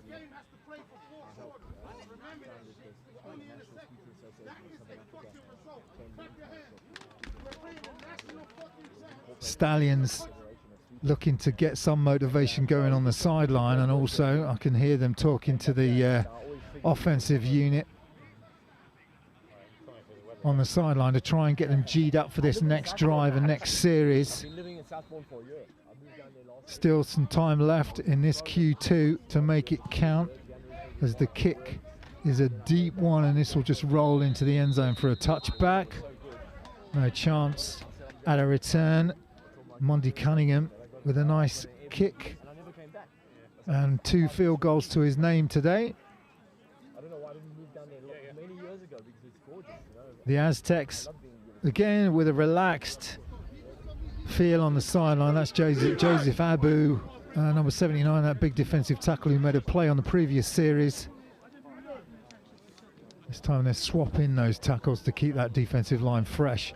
Aztecs with a squad of about 85 to 90 different people on this squad. All of them talented football players, real international feel as well on this team. Stallions look to get a screen out to their receiver, who will cut back and pick up a gain of about 4 still going. Nice effort from Bolu Coker, who I was saying they were really impressed with the way he played for the Hertfordshire Cheetahs during their 2025 Division 1 run into the Premiership, so much so that they managed to recruit him to the team. And Coker doing a nice job breaking that first tackle and getting a little bit more yards. So pick up of 6, 2nd and 4.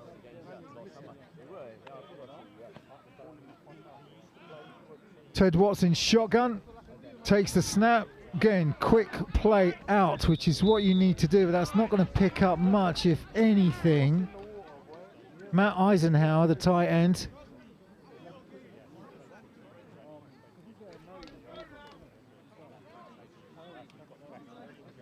Will pick up a yard. So Eisenhower bumped out of bounds that time by Chris Arena.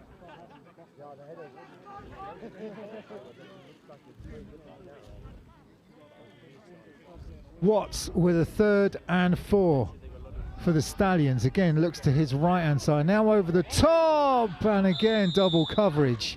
Trying to get it to this tall receiver, Coker. Coker wants a pass interference on Amadi. Referees having none of it.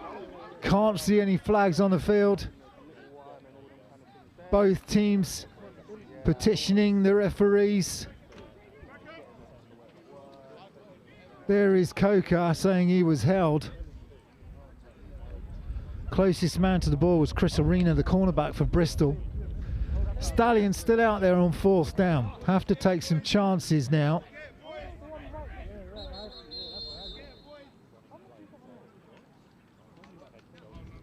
Watts is still out there. Whistle blows. Timeout. Bristol, their second at 2 minutes and 2 minutes and 54 seconds, 2:54. So we appreciate the clock notification. There is James Wilford, the Bristol Aztecs defensive coordinator, who asked Pete Jones to call the timeout so he could have a little bit of time to talk to his defense on this 4th down. Stallions offense still out on the field, looking to convert on this to keep this drive alive for them. They've got just under 3 minutes left. We'll see what they do. There's Coach Smart, the head coach and the offensive coordinator for the Stallions, talking to his offense. Nothing left to lose really, 20-0 down. Yes, you're in your own half. Yes, you're at your own 32-yard line.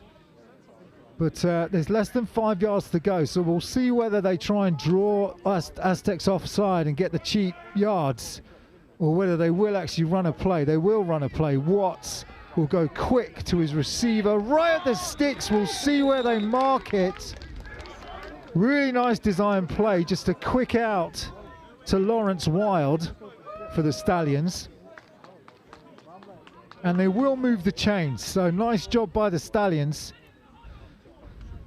Obviously, the Aztecs been coming on that blitz, so Coach Smart changes the play, starts to run some of those quick outs just to give Watts a chance at some of these completions. 1st and 10 for the Stallions. This time it run up the middle, not a lot there, maybe half a yard. Again, very tough to run against this these defensive tackles for the Bristol Aztecs, so big and strong and in the middle there. Here's the 4th down conversion. Really nice design play. Just gets enough. Coverage was good from Chris Arena, but they only needed 3 yards, and that's what they got. So 2nd and 8 coming for the Stallions. Just a 2-minute warning at 2 minutes exactly. Bristol have 1 timeout remaining. Wembley have 2. So 2 minutes to go in this half to see whether the London Wembley Stallions can do something with these last 2 minutes. They line up in a bunch of receivers set, so they've got a kind of twins tight to the left and twins tight to the bottom. They run all 4 receivers off. Ball is lofted up and incomplete. Trying to get it to Abdul Ahmed. Incomplete. Tight coverage was from Matthias Nudelman, the guy that recovered the fumble. Flag is down, however. And where it is, it's probably against the Stallions, who are looking to march backwards. Holding, number 71 of the offense, 10 yards from the previous spot, remains 2nd down. So Lewis Cook, the offensive lineman, gets called on the hold. Back it goes.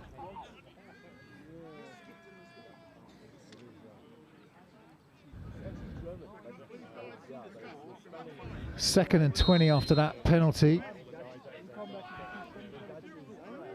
And we will try and bring you the head coaches at the end of this half just to get their reflections on this first half as we draw within these last 2 minutes. Watts going deep for Coker! Incomplete! 2 defenders around Coker again. Good coverage. You thought maybe it was going to be picked off. Chris Arena back there again. And Noodleman as well, the safety coming over. So Watts trying to take his shot on second down. There is 1 minute and 47 seconds left in the game. 1-4-7.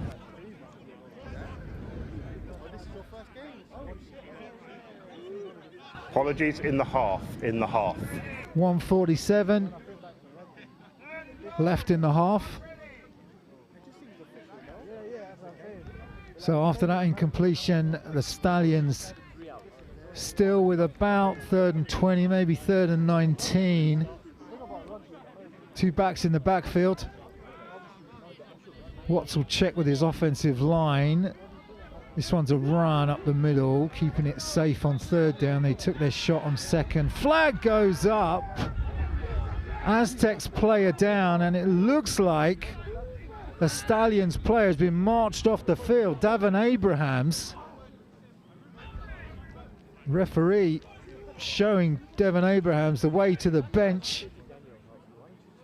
Off he comes. Not clear what happened there. We'll have to hear from our referees. But it looked like it was an unsportsmanlike after the play finished.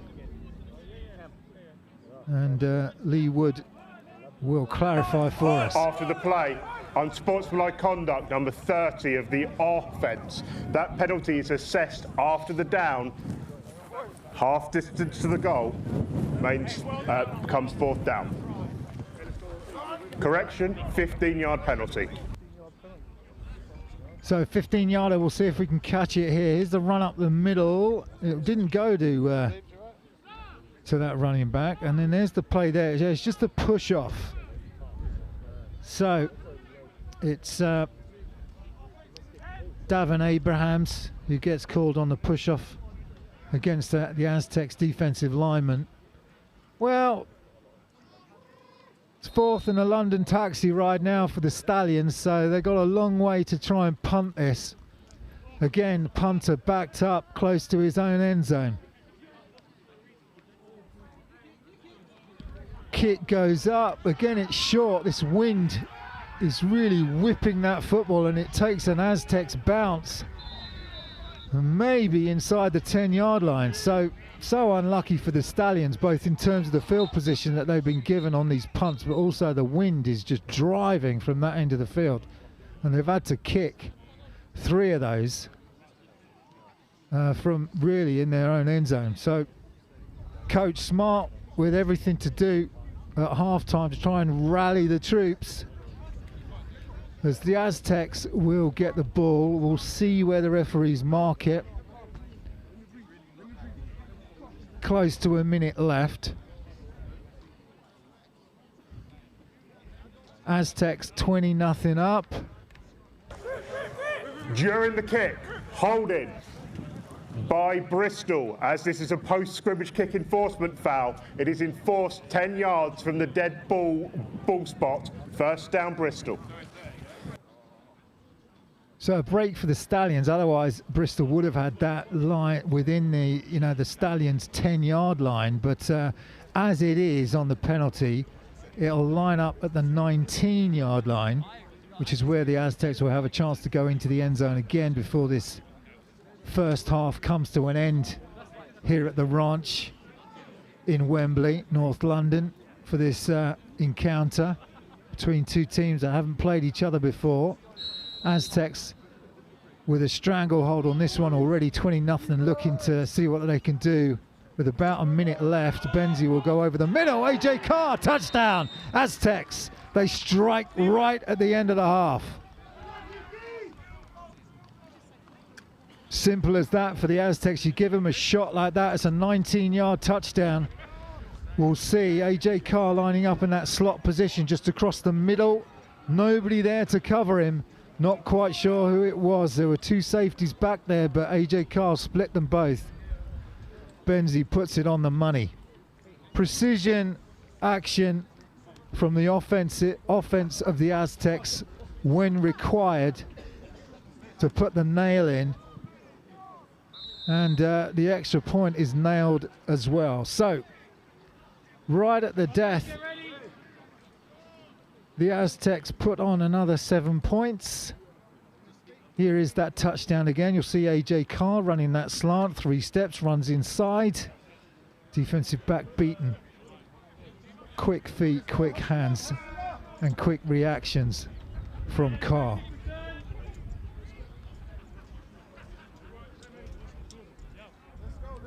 Stallions will have a chance maybe to do something on the kick. The wind is blowing right to left as you're looking at the screen here, so it gives the Aztecs kicker Armandi Cunningham an advantage, and it's really been putting the Stallions in a hole with those 3 punts that they had backed up in their close to their own end zone. And it's meant that the Aztecs have had great field position throughout quarter 2. That will shift again, obviously, when we come out for the second half.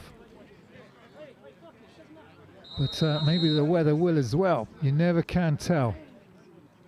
Aztecs ready to kick it off. Taking at the 1, bobbled, has to pick it up and be careful now, looking to make some room available and get slammed at the 15 and will go maybe to the 18. So that's where the Stallions will take over. Again, the wind making it difficult to field kicks as well for the Stallions. Does make something out of this. There is 1 minute and 15 seconds left in the half. Some big collisions going on down there on the field.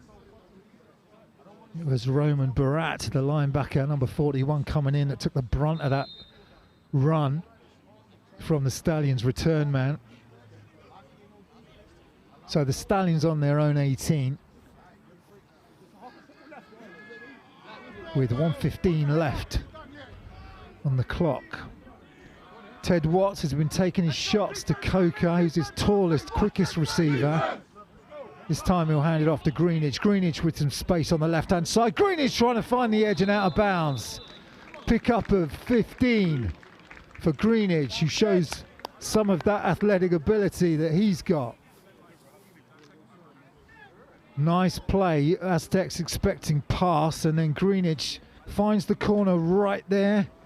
Tiptoes out of bounds. 1 minute and 6 seconds. Clock will start on the snap. So it's a nice play calling from Coach Smart to get the Stallions drive moving. Again, they come out with trips to the bottom of your screen. One receiver to the top, one running back in for Watts. Watts will take it and roll a little to his left-hand side, looking for the reception, got it. Pick up of 6, flag down. Reception made by Leslie Adufo. We'll see what the flag is for. It wasn't near the play, so Adufo makes the reception on the rollout from Watts.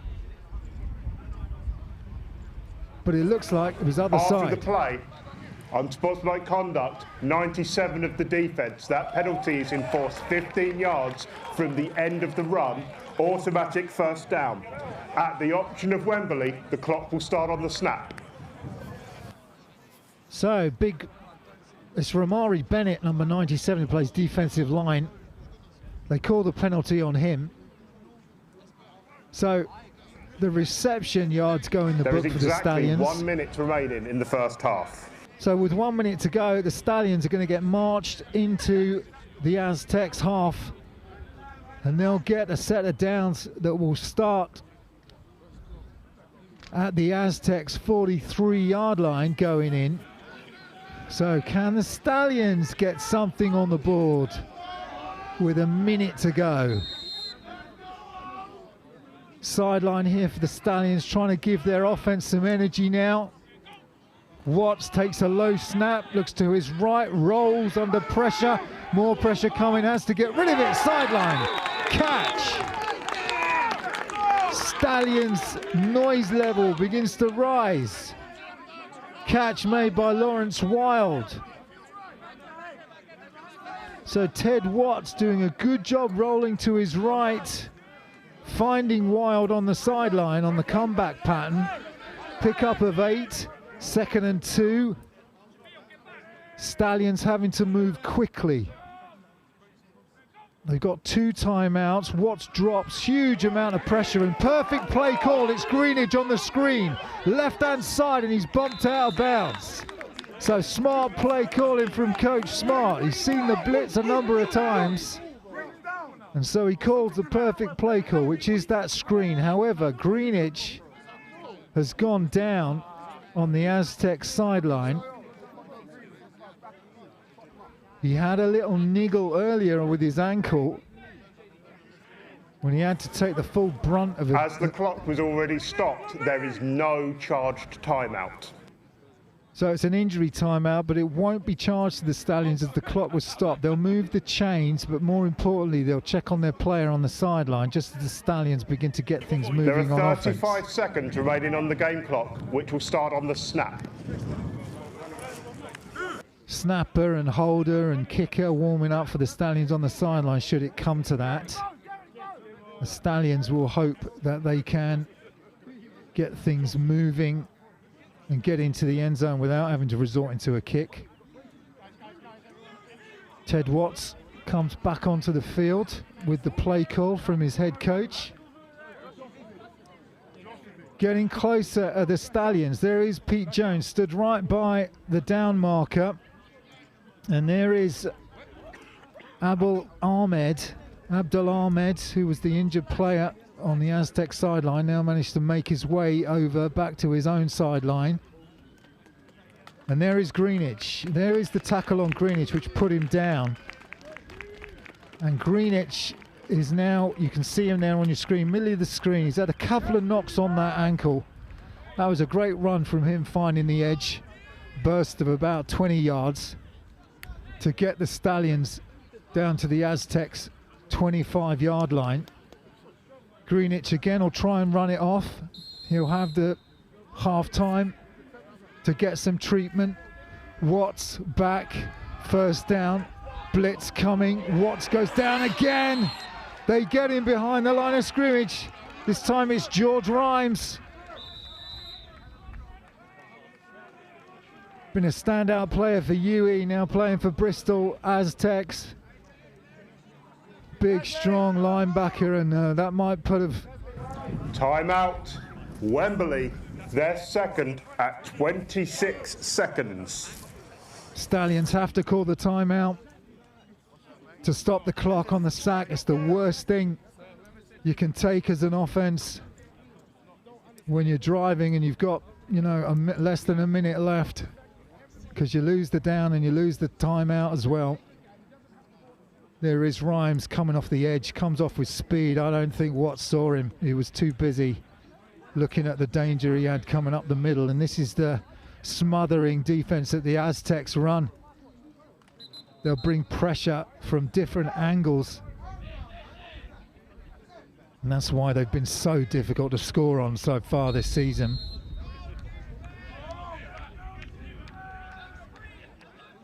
Back to the I formation.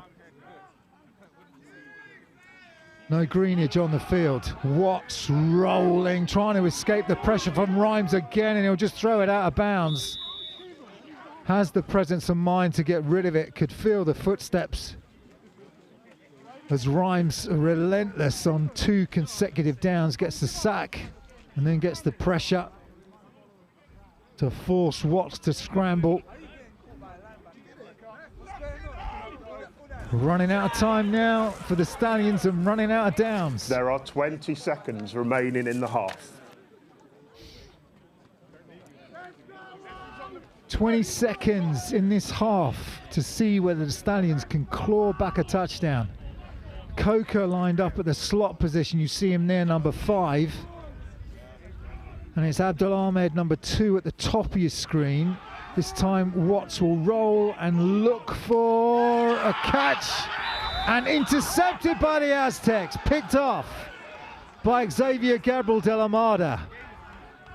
Shuts down the drive. So any hope the Stallions had right there, snuffed out. Again, their heads will go down. So tough to score against these Aztecs. 3 teams have tried. 13 seconds, 3 seconds remaining in the half. Here's the replay, and it's just great position from Xavier. Trying to get the ball that time to Leslie Adufo was Watts, and it's the right way to think about it. Has to roll out because of the pressure, but the back end cover is just too good.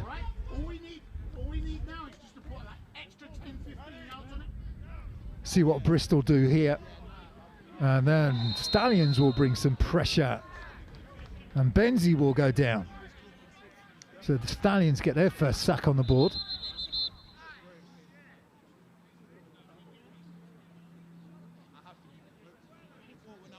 And you would expect... Timeout, Bristol at 5 seconds. That is their 3rd and final timeout.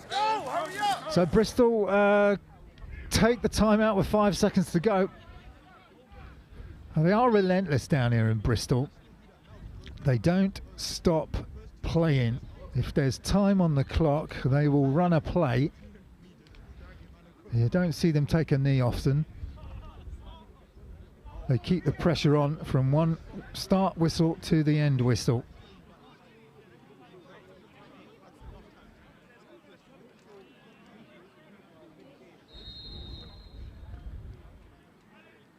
Benzie with a drop back and a quick pass out, and that is not going to be complete, so that will fall incomplete. We'll see whether there's any time left. That is the end of the first half. There will be a 20-minute break for the interval between halves.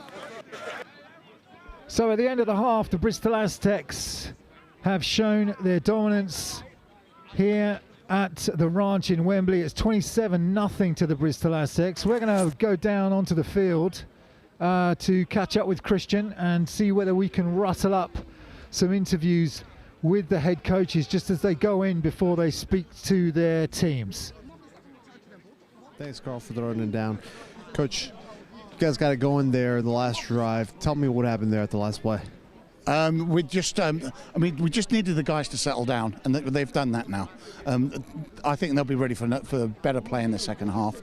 They just needed to believe in themselves. Bristol are really bringing some pressure in the defensive line, especially. So we just needed to spend a little bit of time working out the adjustments, getting them working for the blocks that they need to make, which they did. The ball's getting thrown much quicker, more accurately. So just more of that in the second half will be great. Yeah, you set the tone there pretty early with the onside attempting the onside kick early on there, and sort of like a weird kind of game, turnover to turnover. You guys were exchanging turnovers there in the first quarter. What do you tell these guys in the second half to get them going? What we always say: just forget about everything that's gone past. Play your next game of football the best you can possibly play it. Go from there on. That's what we're about. You guys also had some highlights there. I think you guys turned it over there on your guys' own 10 and stopped them from scoring, causing them to, I think, miss a field goal, score a field goal there. That's something to be proud of, right? Yeah, no, defense are really playing well. I mean, they're holding us up. It's only I think it's 24. I thought, not 20. So, and I think we're 24 points down. And defense have really worked their backsides off for the whole half. They'll continue to do that. I'm really proud of them. Key to the second half is what? Just keep going on. Just keep doing it. We can build this. We can fight this back. The last game we played, we lost a 27-point lead. We can overcome a 20-point. It's 3 scores. That's where we want to get to. Coach, thank you so much for your time. Appreciate it. Now we'll throw it over to head coach Pete Jones for the Bristol Aztecs. Coach Jones, a weird game there. You guys were exchanging turnovers there in the first quarter. Yeah. You guys kind of got it going in the second quarter. What's your overall takeaway from the first half? Defense and special teams played well. Offense didn't play well. We just need to be better when we've got the ball. Obviously, we turned the ball over, I think, twice. But luckily, the defense have been playing really well. So they've kind of, I wouldn't say they've kept us in the game because we have moved the ball and scored. But, need to be better on offense. Second half, what do you tell the fellas? Just got to get after it. We need to play better, like next week we're playing Warsaw. They're really good. We need to start kind of dialing it up. And, it wasn't a bad first half. It's just a little bit too scrappy. We need to be cleaner than that. And the thing that's frustrating is that we have been cleaner than that and played better than that other times this year. So we just need to sort of get after it, get better, put some more points on the board. Were you surprised there with the first play onside kick attempt there? I mean, I know Warren's smart, so maybe not like hugely surprised, but like they got nothing to lose, right? They're going to try those things. Really encouraged that in a situation that isn't an obvious onside situation, one of our defensive players was kind of alive to it, got on the ball, recovered it. So really pleased with that. It shows that we're thinking as well. Yeah, the Stallions there, their defense is actually kind of keeping them in the game there in the first quarter. Second quarter, you guys started kind of putting on them a little bit. What can you say about their defense over there? Yeah, I mean, they've got a couple of good players, right? And they're kind of they're just kind of making it a little bit scrappy in there. We're not staying on blocks long enough, and they've got a couple of guys that are getting in the backfield and making some tackles and stuff. But we will, as we grow into the game, we will start to wear them down a bit more. But yeah, they've put in a good first half of their defense. Last question for you, Coach Jones. You mentioned Warsaw next week on Saturday. We got to focus on this game and close it out. So what are you looking for your team in the second half here? We just need to be mistake-free, we can't afford to turn the ball over, obviously. So most important thing is we look after the ball on offense. Second most important thing is that we make sure we stay on those blocks a little bit longer, make the running lanes a little bit cleaner, that kind of thing. And defense and special teams, just more of the same, really. Thanks, Coach Jones. I appreciate your time. Thank you so much. Crazy game, kind of everywhere, turning balls over, onside kicks. We had it all. I want to talk to Carl really quickly. Carl, what was your impressions up there in the first half, seeing it from the broadcast? Yeah, interesting, wasn't it? It was a really interesting start to the game, I thought, Christian, with the way the kickoffs went, the onside kick from the Stallions. I thought that was a great call from Coach Smart, right? Yeah. How do you come out? You've got to shock them somehow. So you want the ball early. Try and get them on the onside kick. They just missed that out. It was only because the linebacker, number 56 for the Aztecs, was so quick on jumping on the ball. But then they had the mess up on their own kick. So it means that the Aztecs get great field position, consecutive drive starters. And you can't put the Aztecs in those sorts of positions because they're just going to kill you every time. And I didn't think the offense of the Aztecs played great. but they've done enough, and they've ended up putting 27 points on the board. So, I mean, they can't complain, but they had other opportunities they didn't take. I second that. What I saw out there, you come out aggressive, right? Because they're the Brit Bowl defending national champions, right? And so you try doing that. Okay, you miss it, but then you can't shoot yourself in the foot there and succeed an onside kick to your own team, putting your defense on the back heel. But man, I'm really impressed with this defense of the Stallions here. I know the score is what it is, but they really kept them there in the first half. Yeah, I agree. I'm a defensive coordinator at the university level for the Nottingham Trent Renegades. Shout out to you guys, obviously. But in terms of when you put a defense on, I think the Stallions defense is a very good defense. But they've been put in some terrible field positions by their offense. And their special teams as well. Yeah, and then their punter's having to punt from like the 3-yard line and in his own end zone, and that gives the defense a really short field to work with. So as a defensive coordinator, when you've only got like 20 yards to defend, it's really hard against a team like the Aztecs, because you've got to try and look at everything, but at the same time you've got players like Brees, like AJ Carr, that can get quick, so to get open so quickly. So it's a really tough ask for this defense, but I've been impressed with them, and especially their linebacker. I think he's had a really good game, is Luke Agogo Avbera, who's been playing really, really well. I've been really impressed by him and the way he's handled the middle of the field and been able to track Brees out of bounds. Yeah, that's a tough task, asking whoever to do it, right? So one of the things that I mentioned there was shooting yourself in the own foot. I mean, the Aztecs have done that as well. A couple of turnovers on their side in their first quarter, not firing all cylinders. And we mentioned that in the pregame, not having your starting quarterback, Ethan Gretzinger, here, I think kind of maybe had them stumbling off the blocks there. Do we know what's happened to Ethan? Has anyone tracked him down yet? Because I think he was supposed to start, but Benzi's a great quarterback in his own right, and so he can come in and command the offense. We'll have to see what happens with Warsaw, whether Gretzinger will get out there. I hope he obviously will. So we'll find out, I guess, what's happened there. But Benzi's playing a great game in his own right. He had a great game against the Nottingham Caesars. I think Pete Jones' strategy was to get Benzi as many reps as he could against the Caesars, so that if he needed to come in and fill in for Gretzinger, he could, and he's doing that. He's doing a really good job. But like you say, they are shooting themselves in the foot with those turnovers. They had a turnover with their fullback, and then they threw the interception, which you could have argued the Stallions really should have put that one away. That was a chance to put points on the board against a team that hasn't given up any in the last 3 games. So you would have expected the Stallions to at least put 3 on the board, but they missed the field goal. So the Aztecs have been let off the hook a little with the mistakes. And I know it's something that Rian Hudson's looking at, and every time he sees that, he's going to be pulling his hair out, because as you get to those tougher teams, they will punish those sorts of things. Warsaw certainly will. Yeah, and that's exactly what we mentioned in the pregame. He told me, hey, Christian, we want to clean this game up.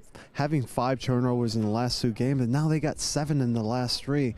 He's not going to be happy with that. He's going to have these guys running during practice for sure. Yeah, it definitely is. But isn't it great, the conversation we're having? I mean, the Aztecs haven't lost a game. They haven't conceded a point. They're 27-0 up.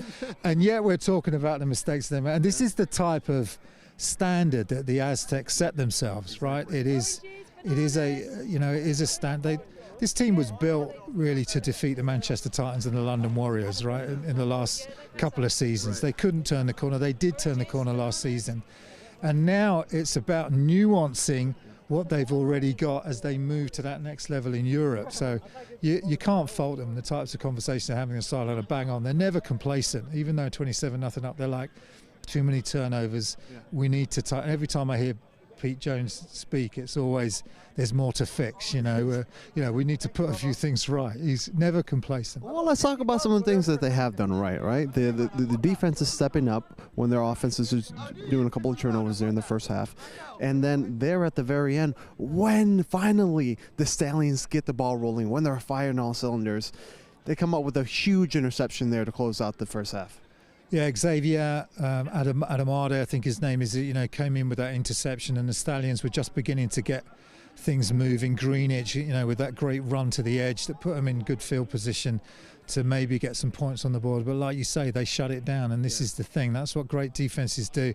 Even if they're not playing that smothering style of football, they'll play bend, don't break, which is, you can come to our 20, but we'll shut the door on you at that point. And it takes the wind out of a sail of an offense, right? Because it's just like, we did all the work and we come away with nothing again. And that stuff is what defensive coordinators love to see. So I'm sure James Will for the DC for the Aztecs is pleased about the way his defense is played. Been really impressed by the Aztecs in the middle. Their defensive tackle play is so good. It's so tough to run up the middle. They have 100%. Such big tackles, powerful guys that even if you get a double team on them, they're getting off those blocks and into the backfield and making it really tough for these runners. Greenwich is a great runner, number 33 for the Stallions. Really good. Ran rings around teams all last year. So I think, sorry to interrupt there, Carl, but I spoke with him on the sideline. Told him I asked him if he's going to come back. He says, I don't know. So I think he's doubtful for the rest of the game, which is a shame because that last drive there, he was sort of carrying them down the field.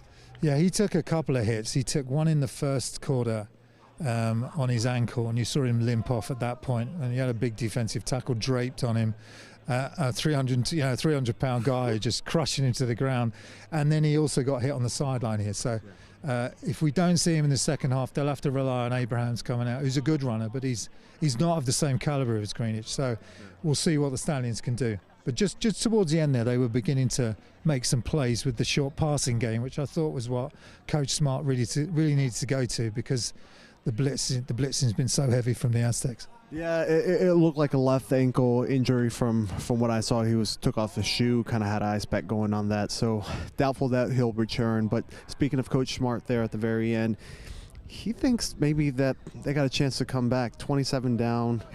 What do you think? It's going to be a tough ask. I think when he's been in the situation where he's seen his team, get beat by another team coming back, when I think they were 21-0 down with Rushmore Knights. So, anything can happen. This is British American football. The weather's playing a really strange part in this game with the wind, especially with the punting. And so strange things can happen on the kicks and special teams, and maybe the Stallions can take advantage of it. But it's going to be a really tough ask if the Stallions are going to come back in this one against the Aztecs. I don't think they're going to let them get back in, but you never can tell. What we're looking for is that spark from the Stallions to get something going and get some points on the board. Even if they scored, wouldn't that be great for the Stallions? Because they're going to feel really good about that. Well, football is a really, really simple game, right? We talked about it in the pregame. You have good starting position. You can build off of something there. I think what's kind of been their Achilles heel this first half is their field position hasn't been great. Their kickoff return, they're kind of muffing the kickoff return there, causing them not to have the greatest field position. I think if they have started off with great field position, control the line of scrimmage, I think they can slowly crawl their way up. You don't win a game in the first half, all right? You can lose one, but you can still win a game in the second half. Yeah, we'll have to see what they can do, and I think that if they can build on what Ted Watts is doing in the backfield, throwing those short out passes, escape this blitz, and try and get something going through the air in their short passing game, then maybe you can see the Stallions come back and score some points. Once you score some points, then you can build on that. You can build on something, but you have to get into the end zone, right? And then you can do it play by play to start with, and then try and have some special plays on special teams to make something happen. We better get out of the way here because these guys look serious. These guys. Yeah, these guys are really big. So I believe it's 35-0, right? And then they do start doing a running clock there? Yeah, that's right. In British American football, what happens is they have a mercy rule, they call it, which is once you get to 35-0, then it will be a running clock. It only stops for timeouts and 2-minute warning. But other than that, the clock will continue to run.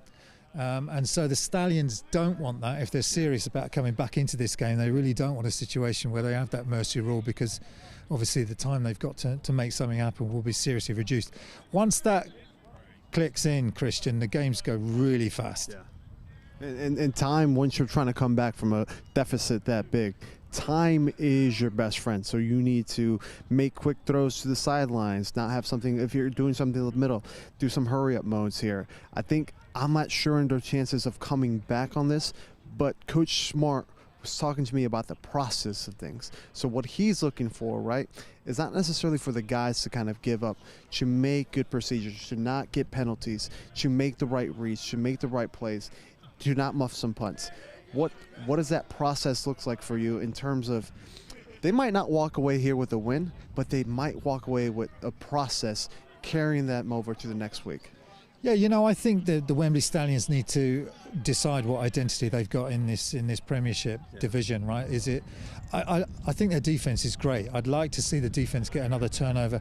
Often, what can turn a game such as this is a defensive touchdown, right? You can't get something going from the offence, but there was nearly an interception that was taken in for a touchdown from the Stallions. It was a late tackle that brought that guy down. He couldn't get in. Maybe they can make something happen with their defence, which the offence can then build off, and as a result of that, you can begin to cement what you're doing on offence. But at the moment, the blitz defense are really dictating what that offense can do, because they're sending so many blitzes. They're sending 6-7 guys, especially on third down. That's just a numbers game, right? It's just like, we'll send 6 and you've got 5 offensive guys. You can't block that many people. So because they're winning that, it's dictating what the offense of the Stallions can do, which is those screen passes, which is quick passes to the sideline, and as a result of that, their offense is limited. And Carl, you can almost say the same thing about the Aztecs, right? They're looking for, I just spoke with Coach Pete Jones there at the half. He's looking for these guys to be clean for their upcoming fixture against Warsaw. Yeah. I hate to be disrespectful, but maybe above a level where the Stallions are currently. Yeah. But the Stallions are playing their butts off, so the Aztecs are also looking to do the same thing in terms of cleaning up that process, right? There's a lot of penalties there, some personal penalties there. Again, that we mentioned, 2 turnovers. I know that we're being overly critical of the Aztecs. They're 27 up right now to 0 on the Stallions. So it's hard to see the things that they're not doing wrong because they're up in that score, but the process of it. What do the Aztecs need to do? Same thing kind of what the Stallions need to do? Oh, I think the Aztecs, I would say, need to cut down on those mistakes that they're making. So as I think they had 12 penalties in the first game, they've come back. There's a few. They haven't had so many this half, but there has been a few that have creeped in there, and they're silly penalties. You know, their kicker gets called on. What was the call? It was a daft call, like brandishing a weapon or simulating the brandishment of a weapon. It's like, that's just a dumb call, right? Or kicking it out of bounds, right? Yeah, it's little things like that which the coaches will just, you just kind of put your hand to your forehead and go, what the hell was that? Yeah. So it's going to be those sorts of things that they're going to want to clear up before they get out to play the Warsaw Eagles, which is in Poland, CEFL, against a very, very good team. The Polish, I'll tell you, the Polish love I know you've been here for 2 weeks, but Europeans love their football, and Poland goes nuts for American football. Got a great Polish team out there, a number of great Polish teams out there, but their national squad will be a great team, and the Eagles are going to be a great team to play. Yeah, I mean, obviously the Stallions haven't necessarily taken advantage of those mistakes that the Aztecs have, but you're saying the Eagles will. Yeah, the Eagles absolutely will, and they'll have athletes all over the field, and it'll be very tough to play them. Like I say, Poland has a real love of American football, and they will field an excellent team, so we'll have to see. But it's a quarter-final game, and the Aztecs are a great team as well. Cut down on the penalties, don't turn the ball over. They'll compete well with the Eagles. Let's talk really quickly before we throw it on to the highlights. What are the things that the Aztecs have done well? So it looks like they're at their defense has kind of shored up there at the latter part of the second half, and their offense seems to have clicked there at the end. Yeah, definitely, and I think the Aztecs, we're nitpicking, right? But what have they done well? Brees has run the ball brilliantly well, as he always does. He's not the one that coughed up the football. He's not giving away a fumble. He's someone they can trust on. Benzie's come in. I don't know whether he was told last minute that he was coming into the game. He's run the offense really well. He's thrown 1 interception, but he just didn't see the linebacker who was dropping, so threw that 1 pick. Other than that, he's been really good. AJ Carr's had a couple of touchdowns, so it's like business as usual for him, right? And then the defense has come in and they haven't conceded a point. So in terms of the Aztecs, they've come in as build and they've delivered on what they promised. So, Aztecs are a great team, and whenever we're criticising them, we're really nitpicking. And let's talk about their defense. They still have a donut there at the end of the day. So this is what Coach Wolf does. He gets their team donuts if they leave the score 0. Do you think they could? You think the team can earn some donuts here, or what do you think the Stallions can get on the board? I'm thinking, can we earn some donuts? I'm getting quite hungry on the sideline here. We can have some donuts for the production crew, Coach James, maybe. But yeah, I mean that's what they do, and that's a great incentive for the Aztecs defense. Defenses love zero shutouts, right? They love a duck, they love a donut. It's like the best thing you can do on defense. The only thing that's beyond that is you also score on defense. And if you outscore your offense on defense, that's even better. So then you don't just get donuts, you get coffee as well. Well, weather like this, you need a great defense. Let's throw it on over to some highlights here before the second half begins.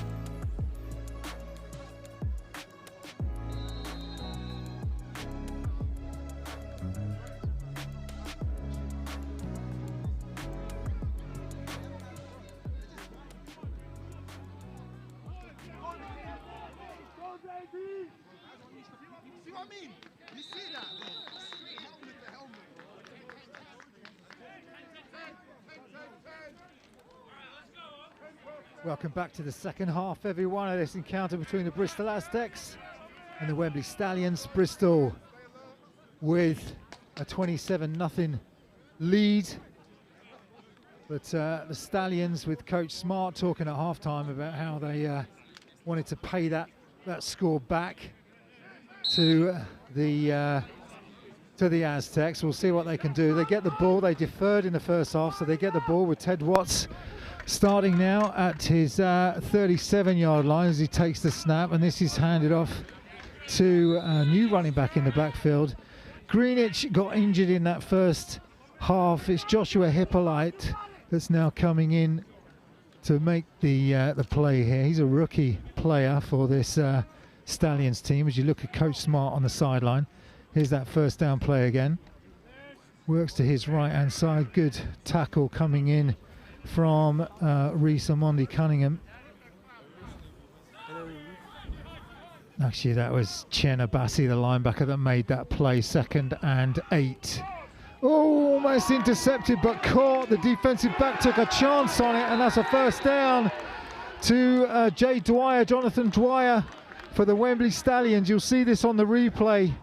This is when you're playing with fire as a defensive back. The Stallions coming out with that short passing game.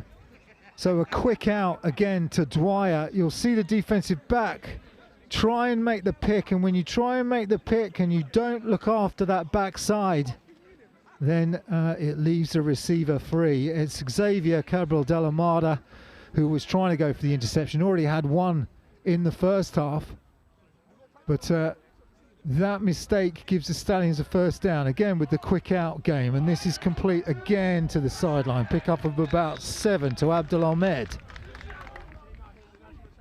So what was working at the end of that first half for the Stallions, they're trying to build on as Watts goes to that quick out again. Early in this second half, those defensive backs will be aligned about 6 to 7 yards off that line of scrimmage. It just gives these quick outs a chance to be complete for the Stallions. But it may be that James Wilford changes that up if the Stallions continue to rely on this. This time it's a low snap. Watts picked it up, immediate pressure, does get a completion and tackled at the sticks. Maybe a loss of a yard there. Watts under pressure again from Idrissa Fofana, who was phenomenal in the first half for the Aztecs and continues to make plays. You can see here, low snap. How well does Watts do there to get the ball out and complete to his receiver, Leslie Adufu.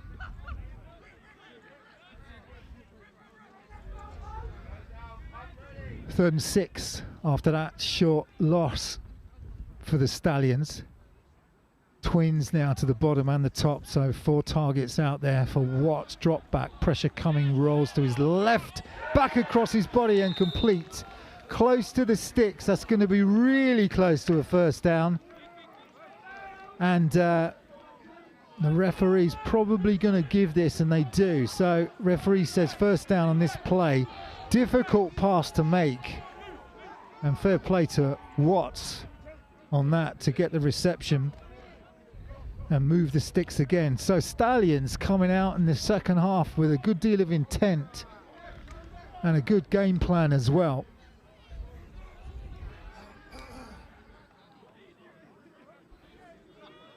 Christian flashing me the message that Greenwich, number 33 for the Stallions, is out for the game after picking up that ankle injury in the first half, this time to the flats, and Coker with some good footwork, and Coker still pushing, and Coker will drag down at the 4-yard line. So the Stallions really come out. It's Eddie Alamardi that needs to make a saving tackle.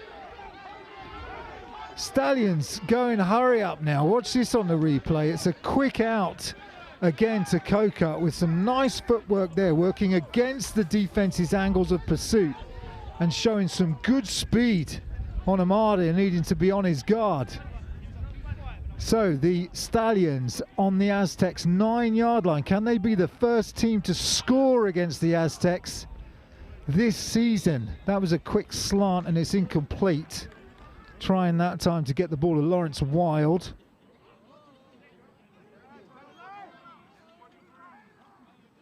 Coach Smart and Watts talking to each other on the sideline. Watts having to come back each time to get the play from his head coach. As Wild makes his way to the sideline, they swap in another receiver. 2nd and goal from the 9-yard line for the Stallions. Trying to go in, trying to score the first points to be scored against the Aztecs this season. Trips to the top of the screen for Watts. He'll roll, drop to his right over the middle, almost intercepted by Eddie Alamardi. He's already had an interception as well in the first half. Intended receiver that time was Leslie Adufu. Watts with good time now. The pressure comes late on Amadi right there. And his that safety, that kind of cover one, gets difficult when the ball and the pitch gets compressed with only 9 yards to go. Defense has a slight advantage over these offensive players who have less space to work with. Ted Watts with a heavy set to his right-hand side, and Abraham's in the backfield. He'll play action it and roll to his left-hand side. Lofts it up, caught, dropped. So a chance there for the reception to be made by Matt Eisenhower, the tight end. Again, the pressure just been relentless from the Aztecs. Eisenhower just can't hold on to it. Chance gone begging as Ted Watts comes off the field and the field goal unit go in on 4th and 9. So they had one field goal attempt earlier that was missed. It's Leslie Adufu who will try and make this kick. Snap is down, kick is up, and it's no good again. Well, Ted Watts can't believe it. It was a short kick from the 9-yard line. So field goal is no good, as the ball was snapped inside the 20, result of the play is a touchback. So the Aztecs will get the ball on their 20-yard line. This is a 16-yard field goal. And even when the Aztecs, I mean, it's unbelievable, isn't it, how the Aztecs have managed to keep their donut all the way in this game. 2 field goals now have not converted for the Stallions. So they've left points out there. That wind, I think, still having an impact, but a 16-yarder you would expect to make at this level of the game. So Stallions will be disappointed with that. Aztecs back on the field. Benzi with the first drive of the second half gives it to his big fullback, and the Stallions are there to shove him back. Sean Vaughan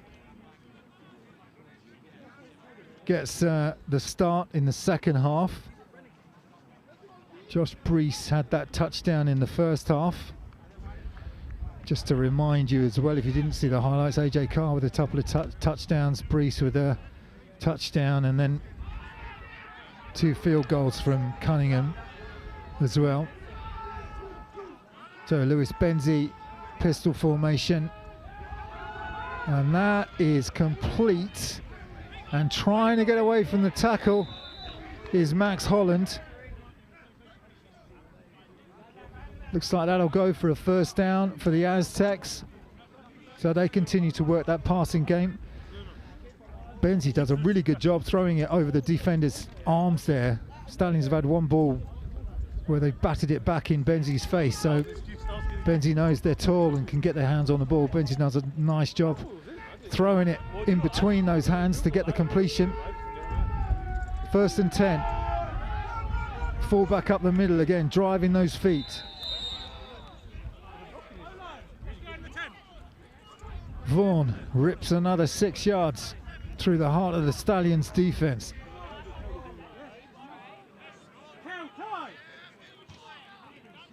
That is a heavy guy to bring down if you're a defender.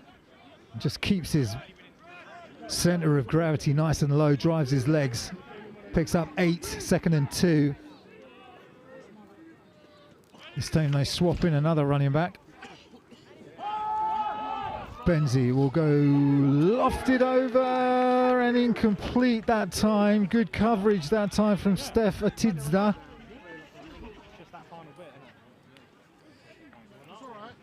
Aztecs trying to go to the flat, but Atizda with some really nice coverage, nice and tight. And it was Adam Higgs as well, helping him out.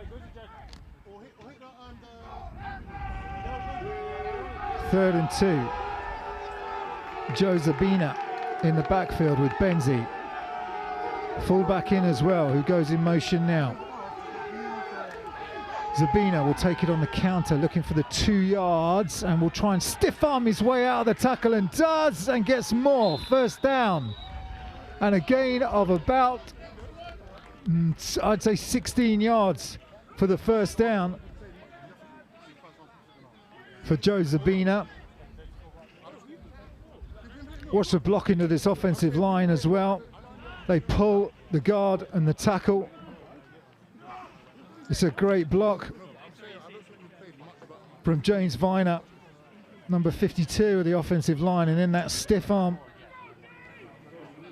Again, Daniel Clenions having to clean up these defensive plays as the Aztecs continue to put the pressure on in the running game. Benzi now goes to the flat, just throws it low and incomplete. Probably designed from Benzi. Could see that the defense were all over that one.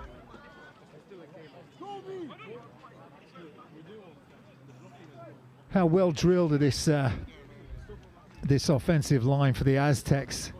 Whether they're pulling guards, whether they're running up the middle, whether they're executing the trap blocks. They're great at being able to do that. And it gives any offensive skill players that come into this offense know that they've got the big boys up front that are executing at a very high level as the run again will pick up a gain of about 6. So Joe Zabina getting a real chance in this second half against the Stallions to show what he can do. Again, Lewis Thomas leading the way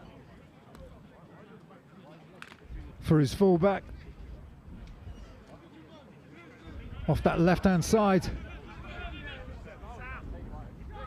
3rd and a long 4 for the Aztecs now. Heavy set again. Again, it's the counter play. Zabina rips it up the middle, and Moore will pick up 8. First down, wearing this defense down.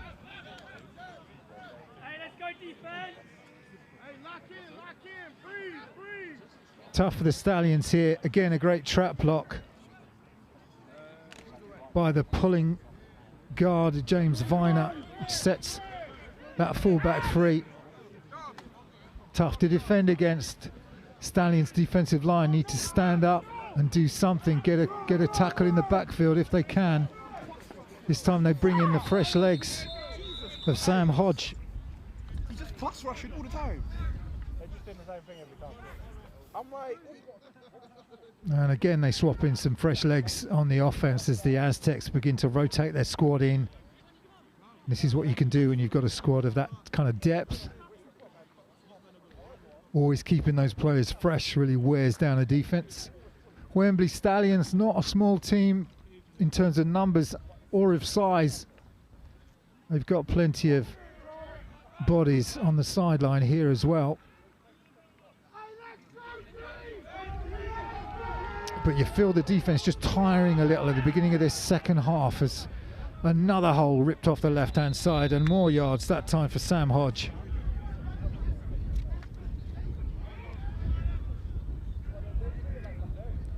And the sticks will move again. So a methodical drive here from the Aztecs. Patient, nothing to prove, continue to run the clock. Current score's 27 to Bristol, 0 to Wembley, so we're getting close to that mercy rule. If the Aztecs score again they run it, and this time the Wembley Stallions defensive line do make a play. And it's that linebacker that I've been impressed with the whole game. It's Luke Agodo of Bara, who comes in and finally puts a stop to that run. There is a flag down. Personal foul, face mask. Number 23 dragged the runner down by the face mask. Half distance to the goal, automatic, first down.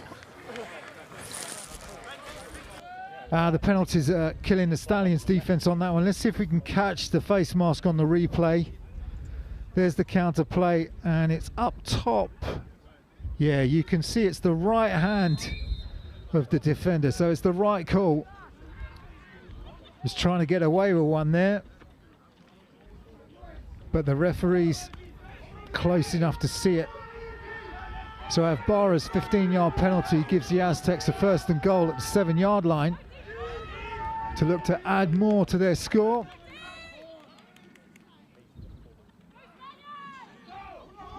Sean Vaughan back in, but Benzie will go over the top, caught in the end zone, waiting for the signal. Touchdown, Aztecs. That one caught by David Asamoah.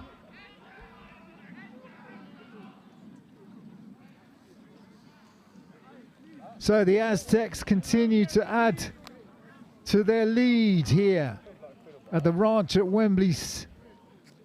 the Wembley Stallions home grounds.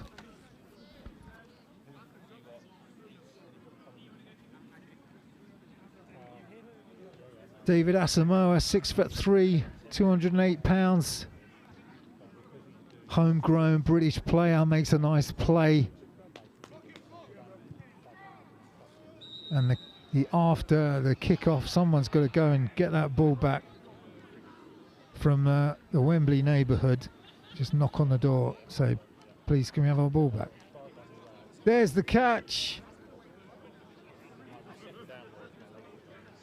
They're not cheap, those footballs. That's David Asamoah making a nice play for the Aztecs. Takes the score to 34-0. We'll have to see whether that mercy rule kicks in. We'll check with the referees. There might just be a point off it.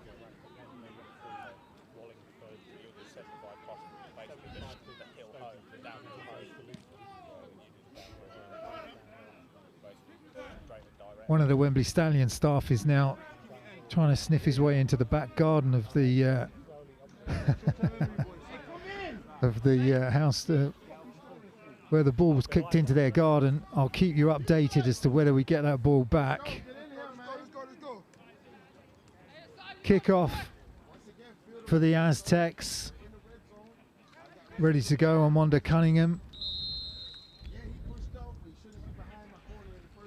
Stallions look at the play for pride now and try and get some points on the board, although They've been really close, but just unlucky in terms of being able to get anything on the board. That's great coverage again. It's a decent return, but not much there, as again the coverage from Alfie Shonumni shuts down any hope they might have, and they'll be starting this one from their own 22-yard line, will the Stallions. Coach Smart coming out and went to that short passing game, had some success, drove all the way down to the 9-yard line, but couldn't convert on the field goal. So they're making yards, but it's not converting into points. Stallions need something. Low snap again. Watts will take it off the right-hand side. Runner was down before the gate ball came out. 2nd down. No fumble on that.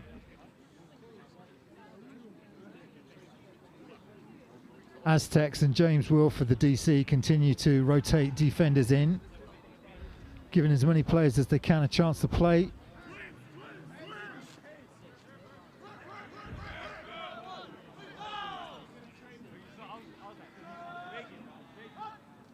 Four defensive linemen, they bring an extra linebacker as well. That one trying to get it to the flat, but it's incomplete. Receiver trying to turn upfield before he secured the football.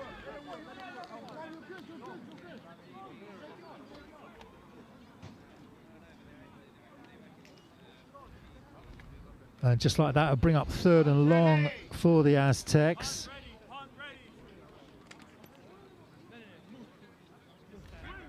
Sorry, for the Stallions.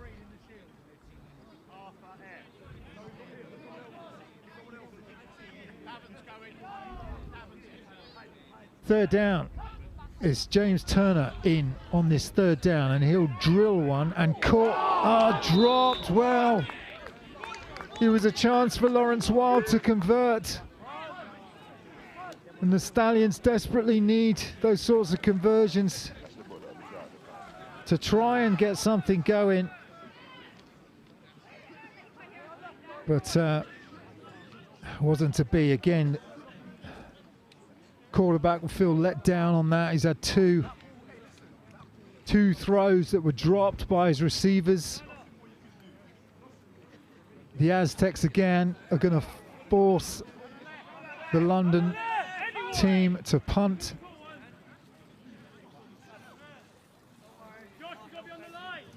Punter lined up at about his 12.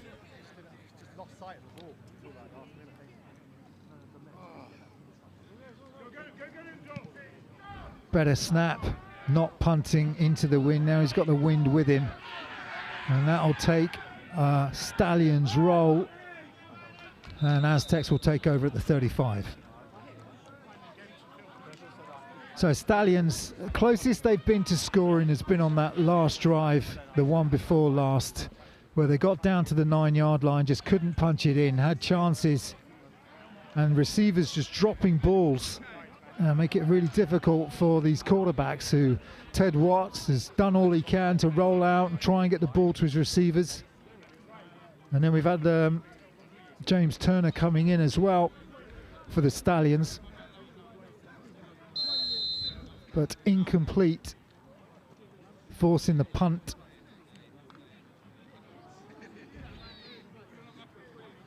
Bernsey still in there. Bristol 34-0 up, motion, play action. Bernsey will drill it, almost intercepted. Stallions defense looking for their 2nd pick. David Asamoah rolling around on the ground. We'll get him checked out. So we'll need the medics to come on and have a look at him. That might have been what caused the incompletion. And those Stallions defenders in and around the ball when they need to be. As you're looking at that Aztecs offense, I'll keep you updated on the progress of Asamoah as we move the camera away and just give you some shots of these Aztecs. This is their 2nd Premiership game. I know they've played 3 games, but this is only the official one.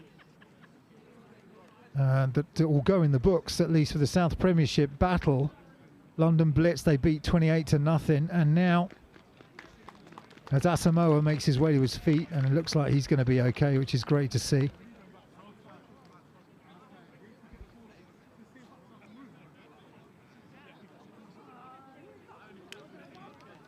Now Bristol 34-0 up against Wembley, looking to go 2-0 this season. Here's the play. Asamoah's running a kind of crossing pattern. But again, it's been a couple of times where Benzi hasn't seen those linebackers. And it was Toby Alexis, the linebacker, number 11, who was playing underneath there, trying to get the interception.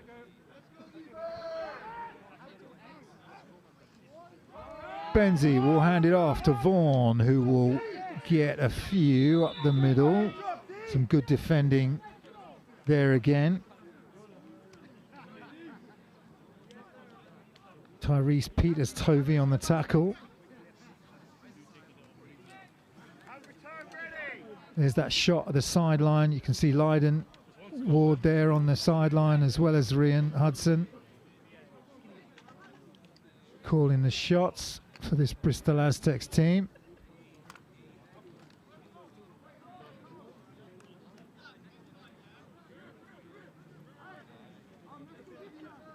Third and 7.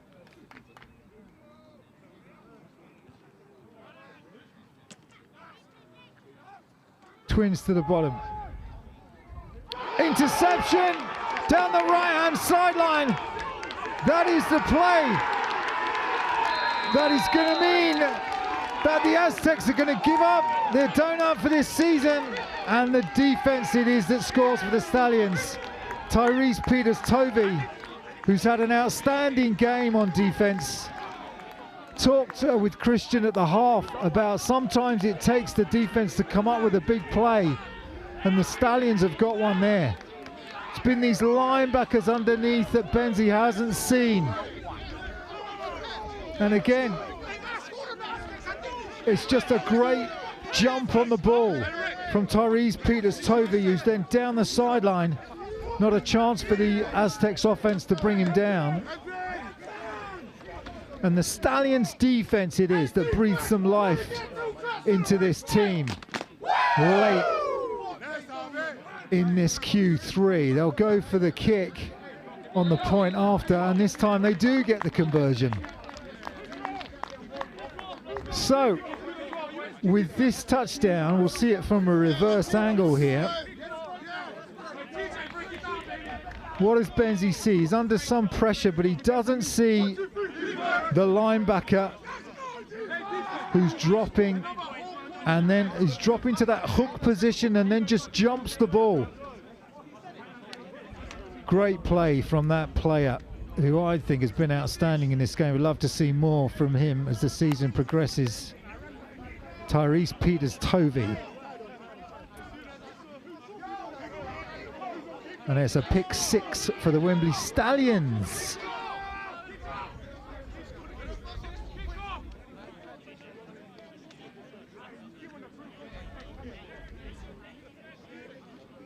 You'd say any team pick 6 is a collective effort of that defense. So you've got good pressure coming in, which forces the quarterback to get rid of it. And if there's been one criticism of Benzi's game today, it is that he's not seen those dropping linebackers. That's twice he's been picked off.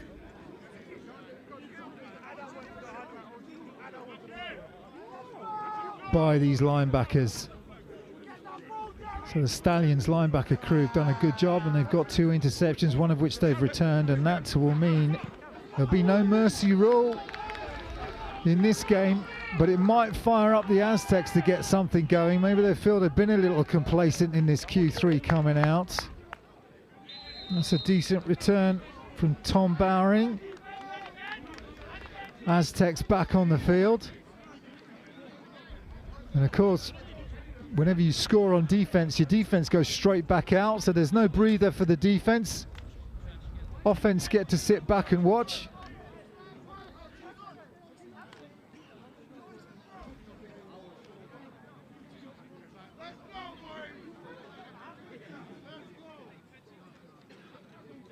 Now, can the Aztecs come out? This is going to happen to them as they move down through those regular season games into the playoffs and then into, playing those European competitions, especially in Warsaw. These are good tests for the Aztecs when the momentum shifts back. Can they steal it back from the team that's just scored as Vaughan makes some moves and rumbles his way for 5 yards, maybe 6.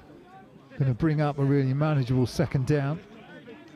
There is Pete Jones. I wonder how he feels, having finally given up some points. There's Vaughan with some quick feet.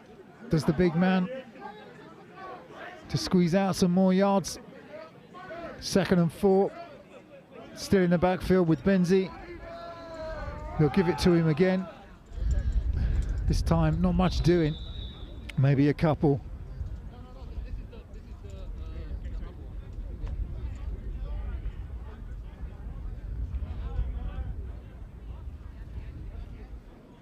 And they'll move the sticks.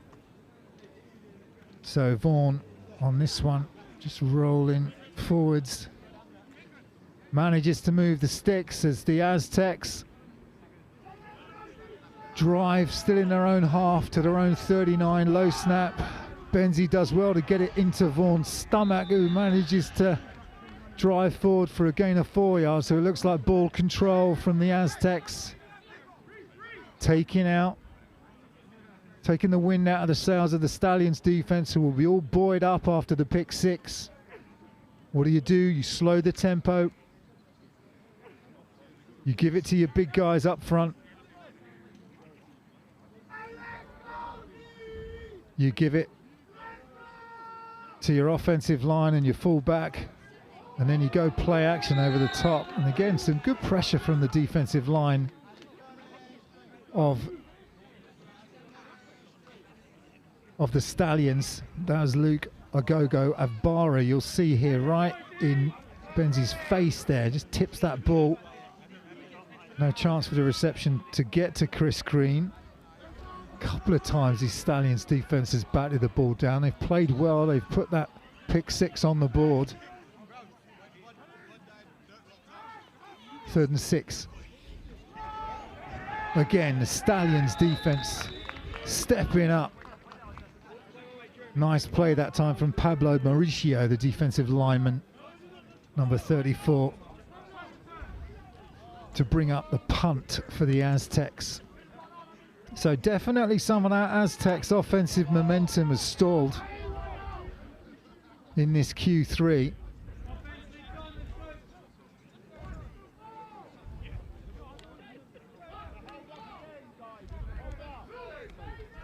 Fourth down, punt for the Aztecs.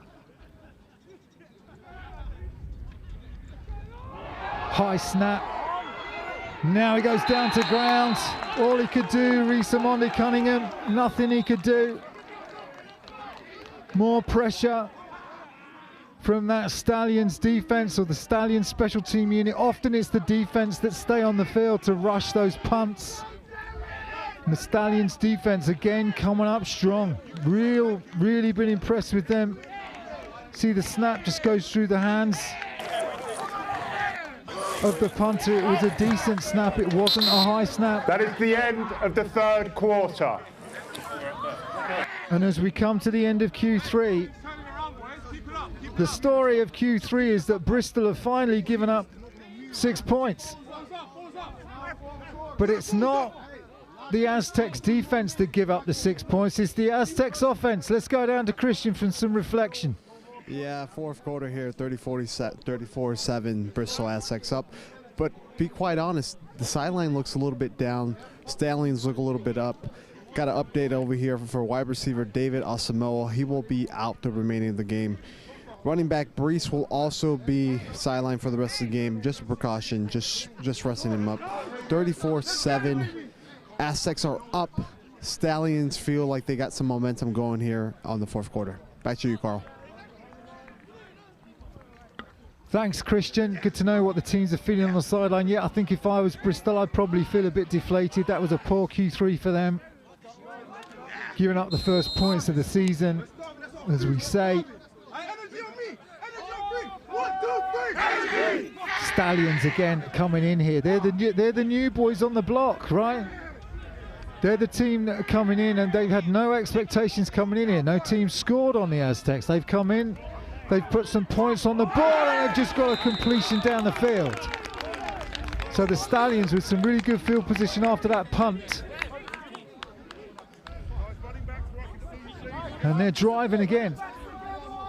But the Stallions offense, worth bearing in mind, they've not scored yet. If you're joining us late, or you've just turned it on and we're into Q4, that 6 points that was put up by the Stallions was by their defense, not by their offense. Their offense hasn't managed to get in against the Bristol Aztecs defense as yet. So technically, there's still, the defense is still going to post a shutout, although it is a technicality, isn't it, when you look at the scoreline. Watts will drop back and he'll go to the back of the end zone, just out of the reach of Leslie Adufo. They continue to try and work those sideline routes. This one's just a 10 and out. Adufo takes a couple of steps inside and breaks to the outside. Breaks to the post to try and get that. Number 16 of the defence. As this penalty is against an eligible receiver, half distance to the goal, automatic first down. So the Aztecs defense getting marched back even further on the holding penalty. And again, Wembley knocking on the door. Now it's first and goal from the 6 for the Stallions. Watts will take the snap and loft it towards the back of the end zone. 2 defenders there knocked down.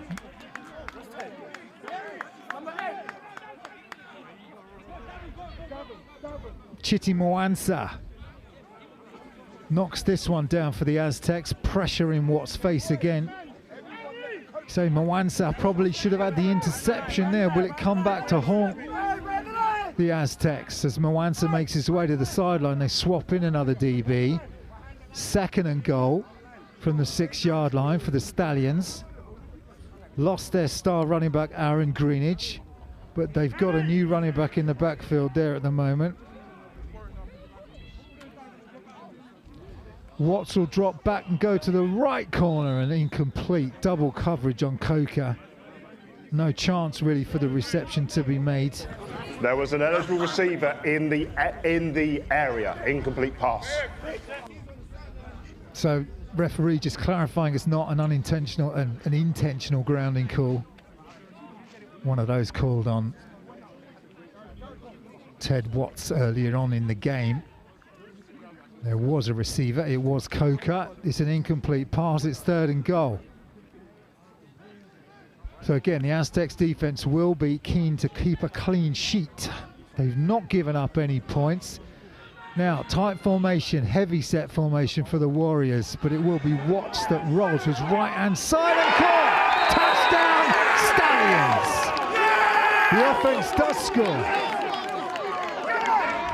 And it's Matt Eisenhower, the tight end, that pulled that one in for the Stallions.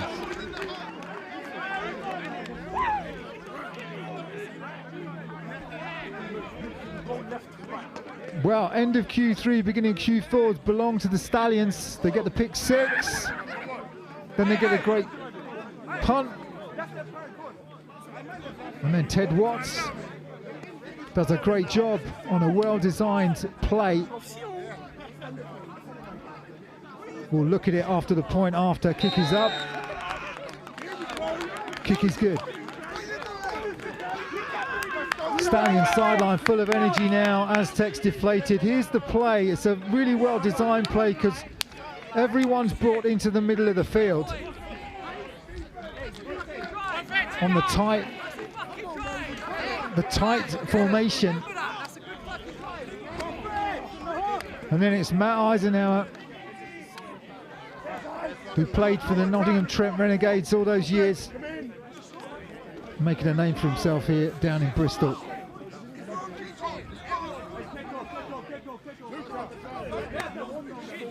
Great touchdown from him. And a player I was proud to coach. Here he is.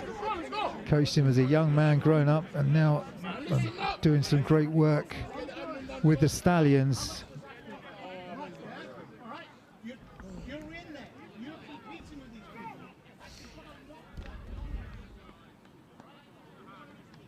And scores the first offensive touchdown against the Aztecs. Now I will stop saying that because obviously it's a long season and the Aztecs inevitably going to give up some points as the season progresses. But James Wilford and the defense will be disappointed to give up that touchdown, but you know what? The Stallions earned it.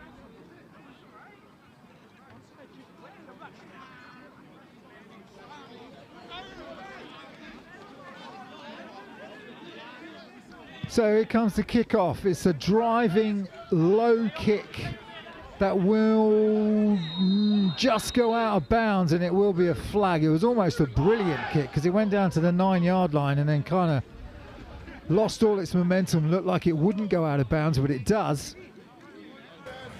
Legal procedure by the kicking team. Free kick out of bounds. Bristol have elected to take the ball 30 yards from the spot of the kickoff. First down. So Bristol will get some decent field position. There's Matt Eisenhower, the scorer of the touchdown. Well-designed play. Great play from him. Great guy. Really pleased for him to get that touchdown on the board for the Stallions. Really breathes life into their campaign. Time out. My time to attend to the chains. I thought they'd fix those chains. I guess not. There's always something going on with the equipment. First down Aztecs. Having the third and fourth early in the fourth, not really gone their way. Can the Aztecs get their offense back on track? Vaughan will rip it for 9 yards. Nice run-in from the big man. Sorry, not Vaughan, it's Joey Zabina. See this, they've not really put the ball in the air ever since that pick six. Been a bit cagey as Benzie. They'd rather be cautious and keep it on the ground with these Aztecs. Again, it's a handoff. That'll give them a first down. Obviously, they're still 20 points ahead, so it's still a 3-score lead for the Aztecs. Nothing to worry about, no need to panic. We're into Q4. They can run the clock. And this will be another thing. This will be another part of their training that they'll want to do. Run that offense when they're really wanting to wear down a defense and keep the ball moving. So again, they hand it up the middle, and this time met by 2 or 3 Stallion players. Is Pablo Mauricio, number 34, the defensive lineman that meets the fullback in the hole.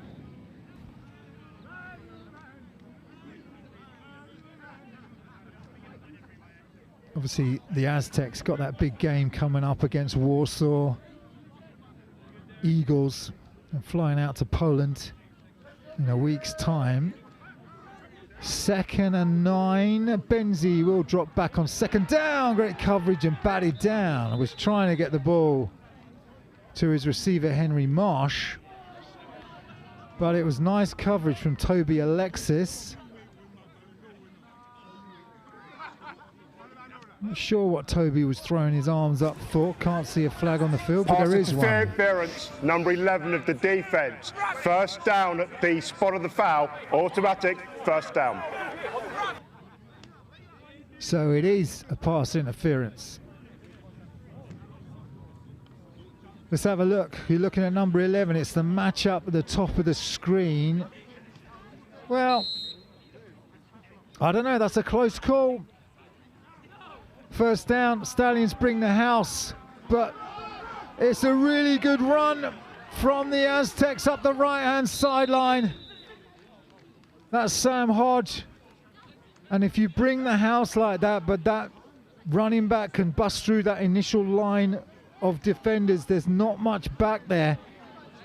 Let's look at it here. They bring a run blitz, but Sam Hodge uses good speed to get up the sideline. And these backup running backs for the Aztecs, and they're resting Brees and they're resting Sean Cook. These backup running backs racking up their own yards.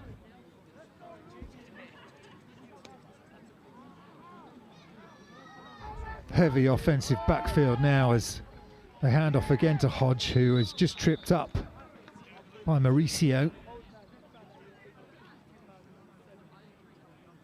That time they had Adam Eckhart, the tight end, in the backfield as well, who's on the pull. The pulling tight end, but it's Mauricio that gets Sam Hodge's legs and drags him down. 2nd and 8 for the Aztecs on the Stallions' 10-yard line after that big Sam Hodges run. Again, it's Hodges trying to find some space to the end zone and gets there, takes one in. 6 points for Sam Hodge, who's doing more and more running duties. Listed as a safety, he's 5'11", 220 pounds, showing some quick feet. And they've moved him over from defense to offense in recent games, and he's really having a good time playing running back, and he's scoring some points as well. Here's the replay again. Sam Hodge with some great blocking from that offensive line as we get back to the point after attempt, which is good. So the Aztecs reassert their dominance on this game as Sam Hodge takes it in from 10 yards out.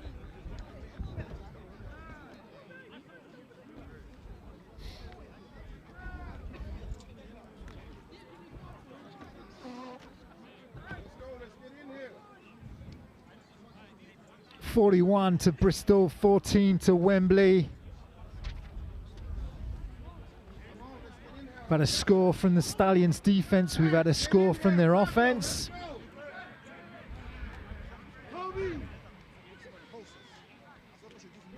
But the special teams haven't scored yet.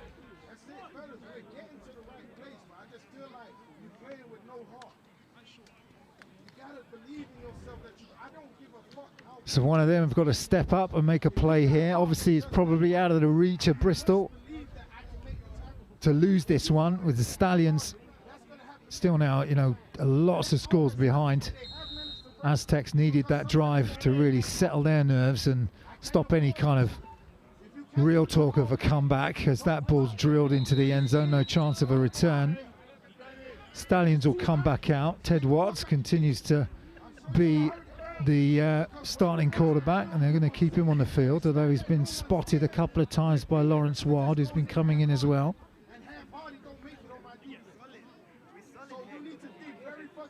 And James Turner. There is Ted Watts, who's played well against the toughest opposition in the country, you'd have to say. The Aztecs defense, maybe the toughest in the country right now. You might want to debate it, but I don't think there's an argument to make. Maybe the Titans and the Phoenix would have something to say about that. We will see.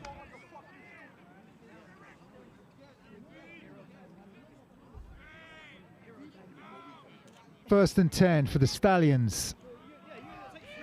Again, Ted Watts drops back, trying to get the ball to Coker, just a little bit underthrown. Continuing to go to that outside passing game.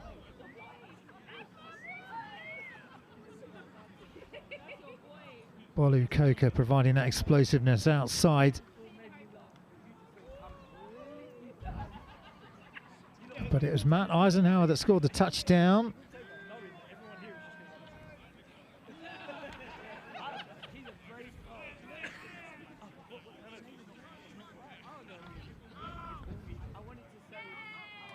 2nd and 10 after the incompletion. Watts under pressure, evades it, escapes it and completes it.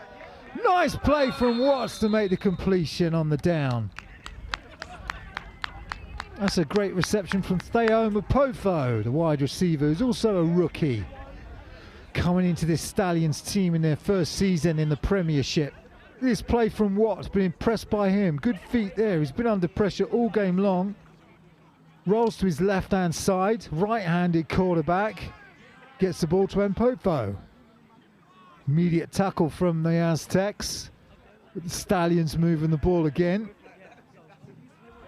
Up to their own 40-yard line now. Watts looks to his right-hand side, caught by Coker. Coker makes a move, turns back inside, pick up of 8.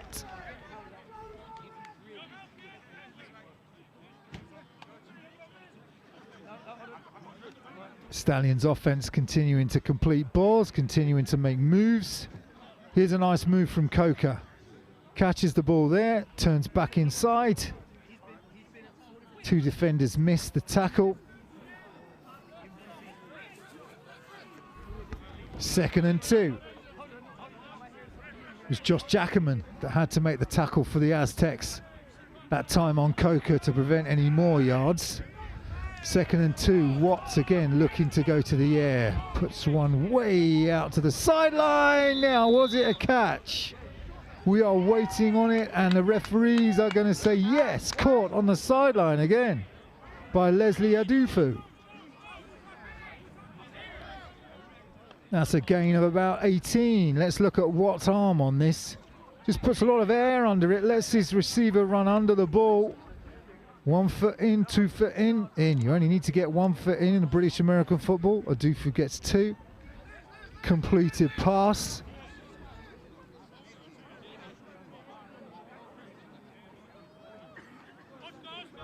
Down to the Aztecs 34.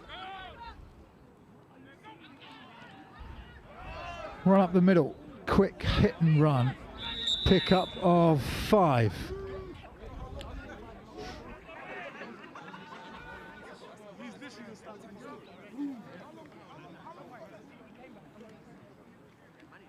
Quick hitting run to the fullback.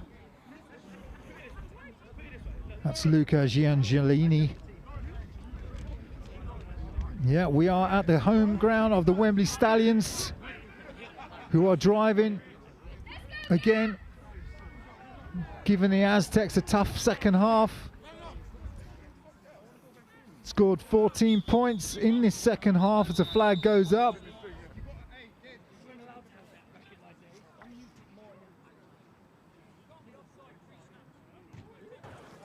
Prior to the snap, false start on the offense. Number 25, 5-yard penalty, remains 2nd down.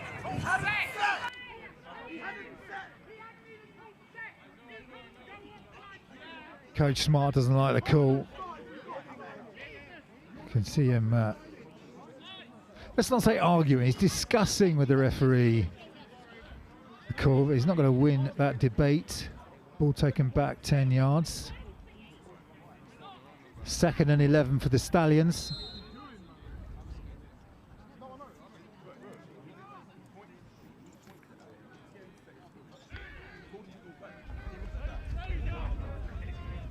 There is Coach Smart. You just saw him on the sideline there.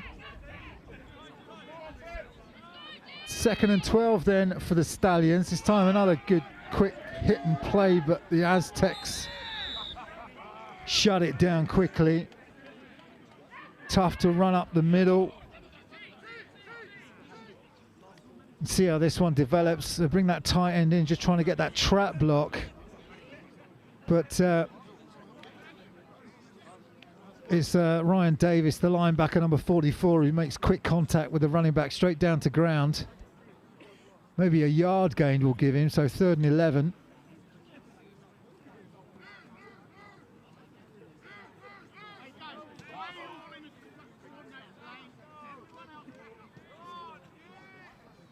Stallions looking to get their 2nd offensive touchdown on the board, their 3rd touchdown overall. Defense scored in Q3 as the defenders drop And they do bring some blitz from George Rhymes, and this one is incomplete, flag down as well. Now it's not going to be intentional grounding as Ted Watts was out of the pocket and rolling. George Rhymes again bringing heavy pressure on Ted Watts. Personal foul, roughing the passer, number 4 of the defence. 15 yards, automatic, first down.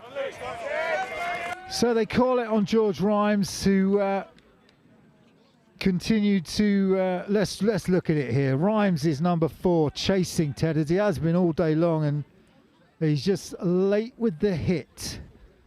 Didn't see the end of that, but Ted Watts must have gone to the ground. That's a big penalty for the Warriors. Gets back some of their own penalty yardage.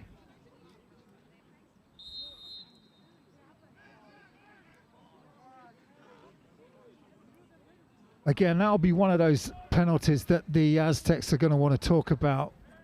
Sometimes it's unlucky on a pass rusher who can't stop their momentum. We didn't really get a good look at it. Again, Watts trying to get the screen going. They had success with that. But they've lost their running back Greenidge, and they're trying to get the screen that time to one of their other running backs. And as a result of that, they're incomplete.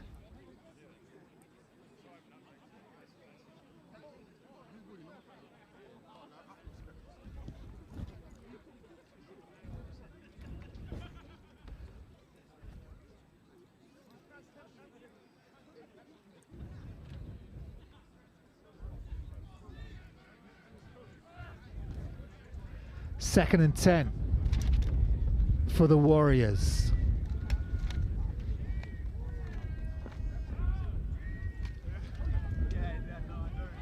Rhymes quick out, picked up from the shoestrings, good catch, and that'll go for a gain of 5. Nice reception, difficult reception made there that time by Leslie Adufu. You'll see it, sometimes the ball comes to these receivers low, they have to go really low to the ground. Shoestring catch, turns back inside. Tackle made by Javier Laidley for the Aztecs. Again, the Wembley Stallions driving the ball. Bringing up 3rd and 5 now.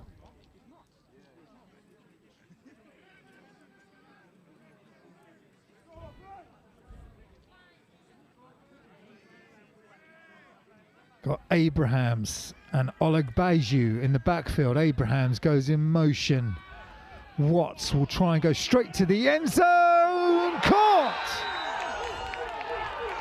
Touchdown, Stallions. Lawrence Wild.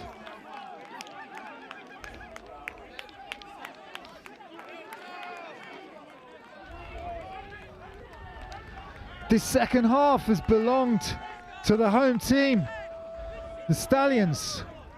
Watts from the 24-yard line puts one up into the end zone. Wild beats his man.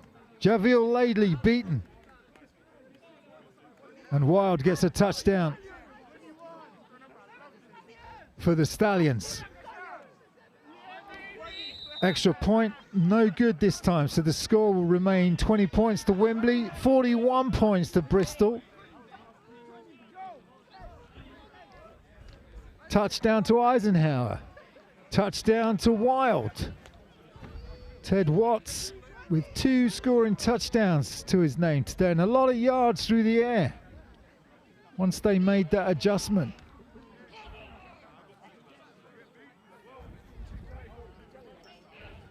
Aztecs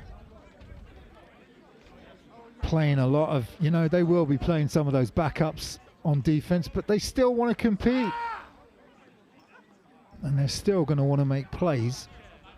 So plenty for these Aztecs to think about. The Warriors have given them some headaches in this second half. Sorry, not the Warriors, the Stallions. Giving these Aztecs a lot to think about.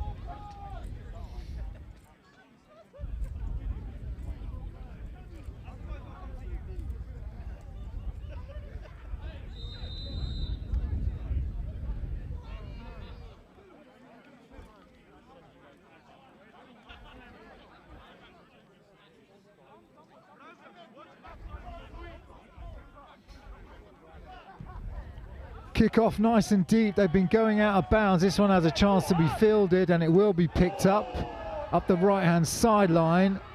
Still going. That's a really nice return for the Aztecs. Tom Bowering on the kick return duty.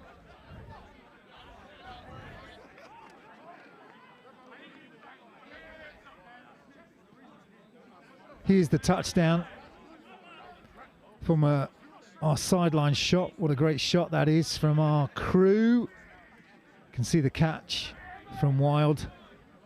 And the ball placement from... Personal foul, blindside block, number 40 of the return team. Half distance from the spot of the foul, Bristol's ball.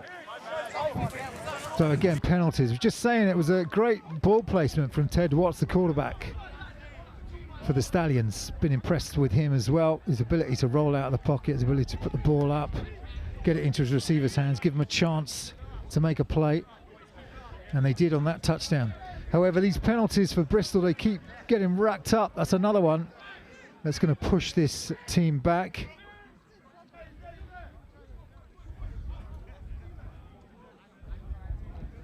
Push this Aztecs team back as they come back onto the field.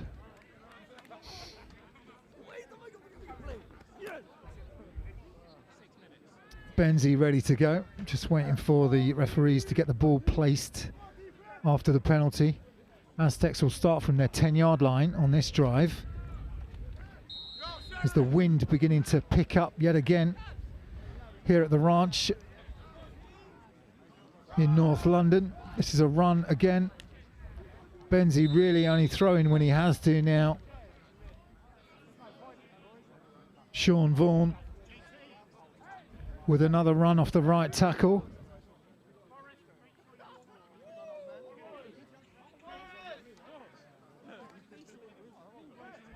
Picks up 8.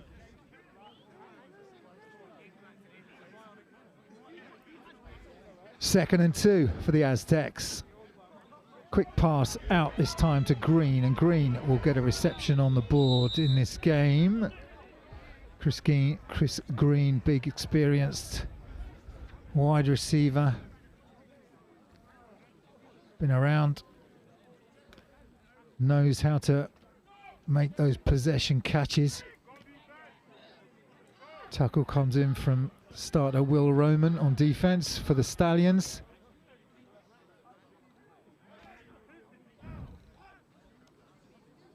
Handoff, Sean Vaughan again. Defender rides him down.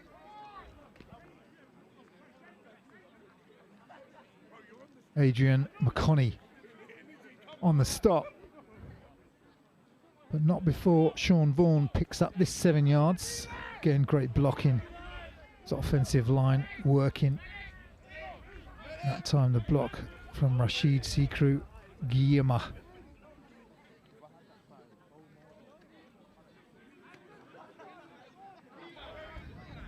Benzie in the pistol, handoff. Sean Vaughan again, right hand side.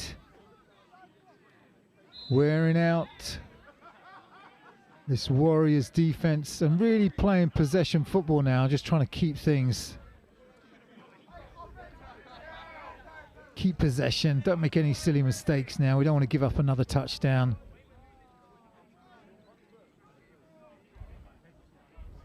So they'll continue to feed the ball to Vaughan and continue to run the clock as long as the Stallions defense can't make a stop. 3rd and 3.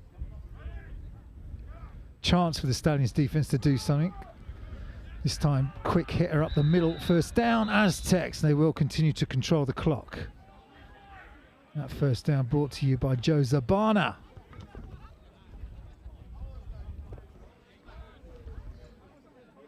This offensive line, you've got to give him credit. Whenever I watch him play, Keanu Ebank, Lewis Thomas, William Bunce, David Pemberton, Ezet, Ian Agme, and then backups coming in, rotating into this offensive line. Got to be one of the best units in the country. Quick flare out this time to Green in the flat, and Green makes a man miss. Flag goes down. Green will get to the 45-yard line of the Stallions. We'll have to see whether the play will stand. Looks like it might be a illegal block. Illegal block in the back, number 14 of the offence. 10 yards from the spot of the foul, remains first down.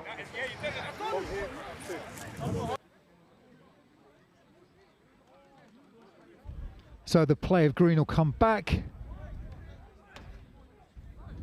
One of the rare occasions in this Q4 where Benzie's put the ball in the air, and when he has done, it's been, you know, cautiously just getting his players in a position where there's not going to be a threat of an interception.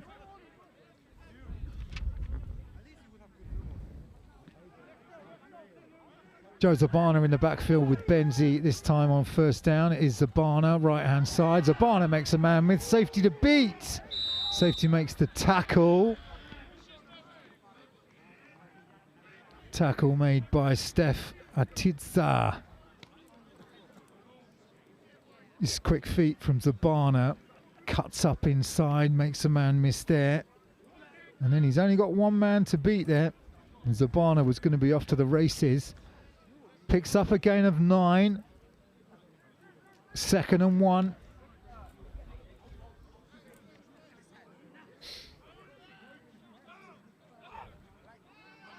Well, I think that's going to be against the Stallions. Luke Ogaduba of Barra going early. On the defence, 5-yard penalty brings up first down. So an easy first down, perhaps the easiest first down of the Aztecs today. There's the jump you'll see right towards close to your screen. It's 23. No movement from the offense. Here's a run, and this is Zaregbi again up the middle, and he's going to get all the way down to the 15. Zabana on the big run, and they're finally wearing this Stallions defense down. Zabana does well to hold on to the snap there. This big offensive line, look how far downfield they are blocking. That was David Pemberton, the right guard, all the way down there in front of Zabana, ploughing a path for him down to the 12. This one's Sean Vaughan.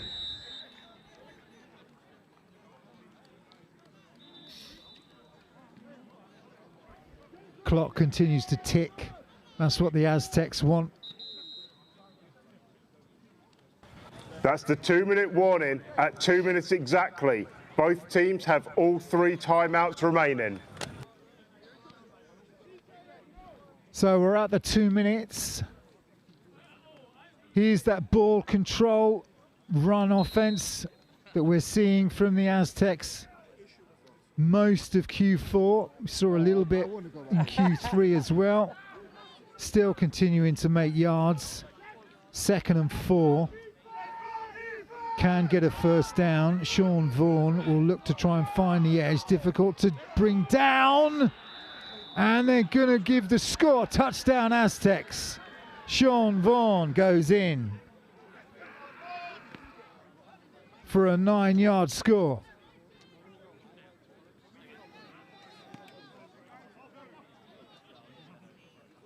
Here's the touchdown. Big man has good feet. Difficult. You're not going to tackle him up top. It's just not going to happen. Got to take his legs. Otherwise, he will let you try and tackle him all the way to the end zone and take it in for 6. Aztecs are not going to try and kick this one. They're going to go for 2. It's Chris Green who lines up as the quarterback, and he'll throw a reception to Sean Cook, the fullback. So Aztecs having a bit of fun on the point after as they convert the 2 points, taking the score to 49. 12 players on defence. Penalty is declined. The result of the extra point is good. So the flag was on the Stallions. So here's a highlight for Chris Green. Rolls to his right-hand side. Puts a nice spin on the ball. Almost got let down from Sean Cook. But he holds on to the ball into the end zone. Converts on the 2-pointer. Here's the touchdown from Sean Vaughan. Can't tackle the big man up high. Got to go down low. Otherwise, he will punish you, and he does for 6 points. So the Stallions give up another touchdown. There's 1 minute and 52 seconds remaining in the game. 1 minute 52.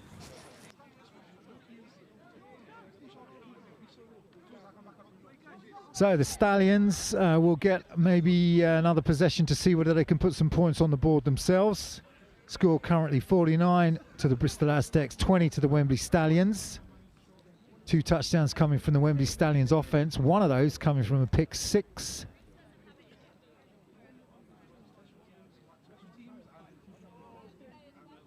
And the Aztecs will kick it away once again.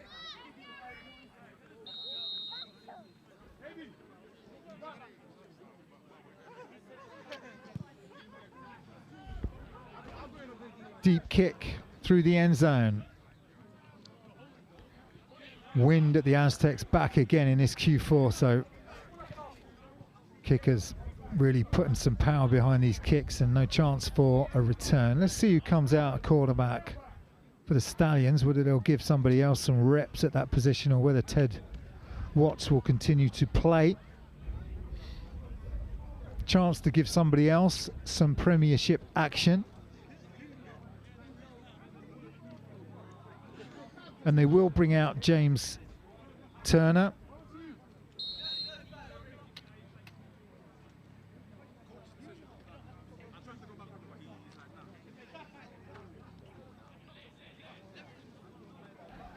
So, James Turner, we've seen a couple of plays from him already, but he's back there for the Stallions.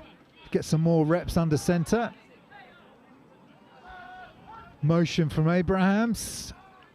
Turner will roll out, come back across his body, dangerous throw. He's trying to get it to Jonathan Dwyer.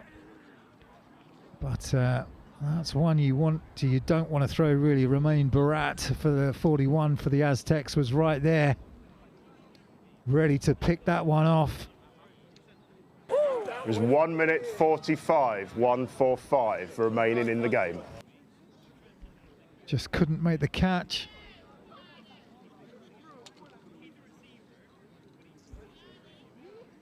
Second and 10.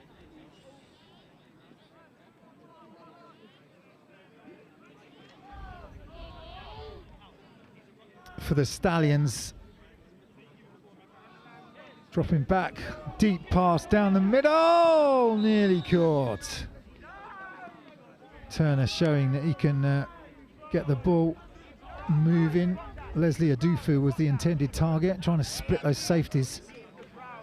See the arm here of Turner. Steps up into the pocket, puts one up. Just a couple of steps out of the hands of Adufu.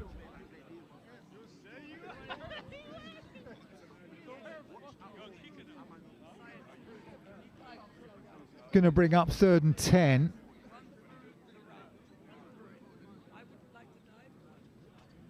Chance for the Aztecs potentially to get the ball back if the Stallions have to punt.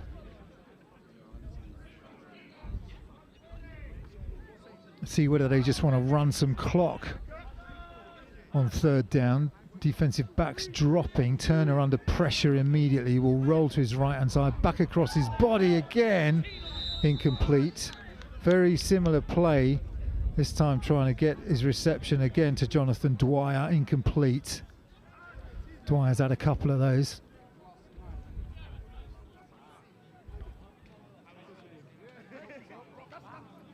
See the pressure from the Aztecs on the back end, and 4 defensive backs around Dwyer. Was he to catch that ball? So it's 4th down. Stallions will punt.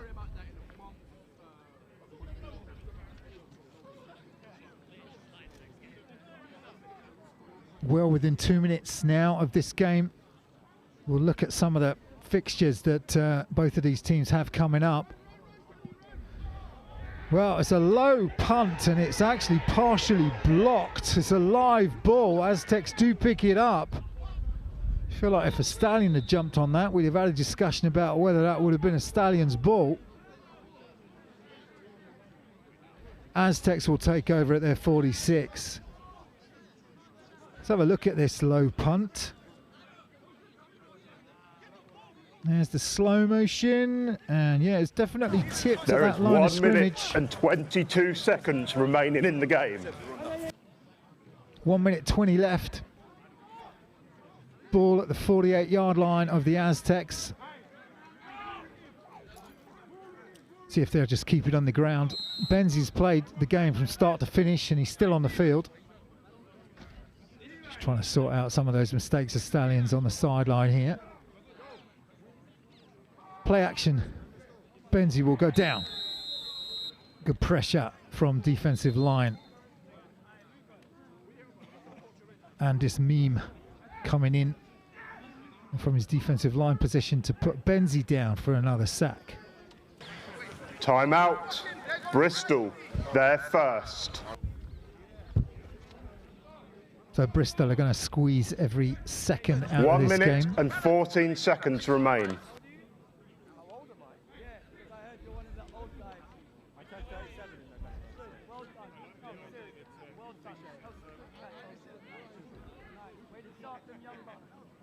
Second and 16 after the sack. Pistol formation. Timeout. Wembley, they're first at 1 minute 14. So Wembley take a timeout to discuss this one with second and 16. Let's talk about the Stallions. Coming into this game, they had that one loss, 28-27. They lost to Rushmore. Aztecs are obviously going to lose this one. And so they'll go 0-2. They have the Cambridge Cats coming up next weekend. They actually have back-to-back fixtures against Cambridgeshire coming up. And then they play Rushmore again. And then back to play the Aztecs in July. And they finish their season with back-to-back fixtures against the London Blitz. So difficult season for the Stallions. Always is, isn't it, when you come up from Div 1 into the Premiership? But they've certainly shown they can compete at points in the game with the Aztecs, and they definitely showed they could compete with Rushmore. They're going to definitely want another shot at Rushmore. Plenty to cheer about for the Stallions in this game. Great hit on the sideline there as the Aztecs continue to run this clock. Sam Hodge laying the boom. Someone said he was a safety once. Let's have a look at this. Finds the edge. This is how a runner should end a run. You don't go out of bounds. 1 minute and 4 seconds remain in the game. Clock starts on the snap. Jonathan Dwyer on the back end of that hit. 3rd and 6 for the Aztecs. Out to Green on the left-hand sideline, and he'll be driven out of bounds. Pick up of 3. Waves to the camera.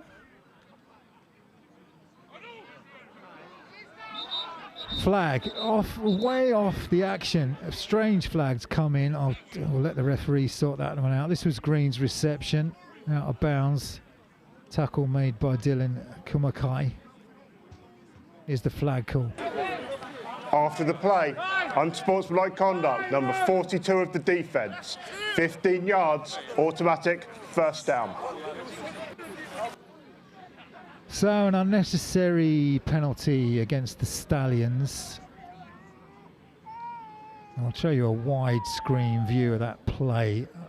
This is Green again, way off the play. There's the push there. I guess 42 not very happy with the block that he got from Adam Eckhart, the tight end of the Aztecs, and must have retaliated. And as a result, 15-yard penalty against him. They will wear you down, these Aztecs, and they will get in your head.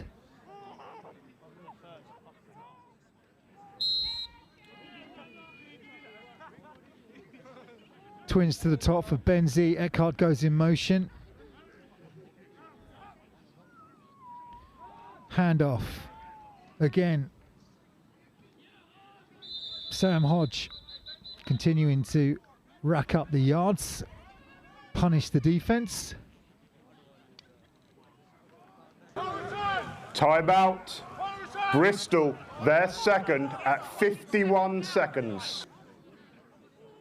So less than a minute to go. Looking at the Aztecs season, they've got that big game coming up in Warsaw, which is their next big encounter on the 16th of May, just 6 days' time. Here's that run. You're watching the running of Sam Hodge there. So they've got to deal with that game, and then they're back to play Rushmore on the 31st of May, back to back, and then the Blitz on the 20th of June. And then it goes Cambridge, Wembley, Cambridge to finish off their 8-game season. But that immediate challenge is going to be the Warsaw Eagles as they rack up another first down through the running of Joe Zabana. Just rotating these runners in, continuing to rack the yards up, controlling the game.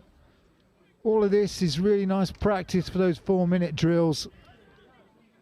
And with a big offensive line and some talented runners, you can do it as Benzie takes a shot. Trying to get it to Tom Bowring to finish this game in the way that it began, which is a score for the Bristol Aztecs. Timeout. Bristol, their third and final at 41 seconds. So no more timeouts for Bristol. They're going to take a timeout just to see whether they can kick this field goal. There's Benzie on the sideline. Correction, 31 seconds, 3-1. So it's Reece Amonde Cunningham, who's already kicked 2 field goals today, will come in to try and kick his third.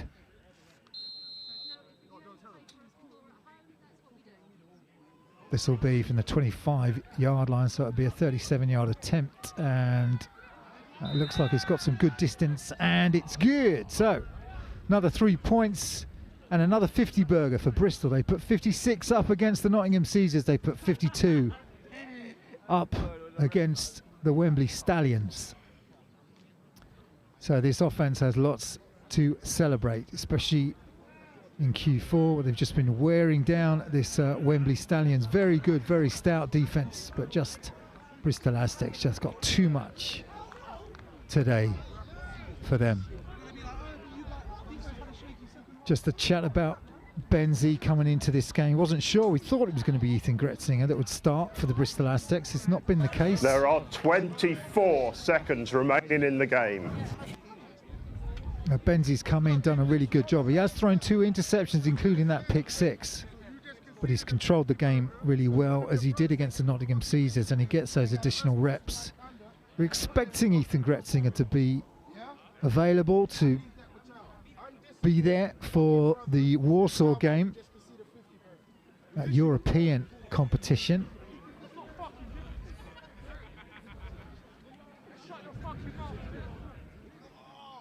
So we're expecting that Gretzinger will play against Warsaw in Poland, but we'll see whether it would be Benzie again. But Benzie's certainly doing a great job today.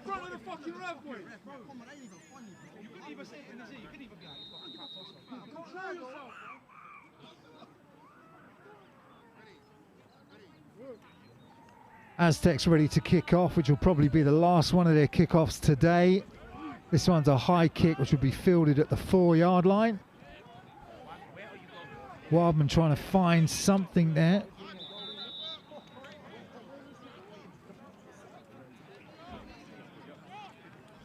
It's actually Turner, their quarterback, number 8 on the kick returns as well, James Turner. So as we come to the last few seconds of this game, we'll be handing down to get you some interviews, so don't go away. We want to get some reflections from the Bristol Aztecs as to how they feel the game's gone for them today.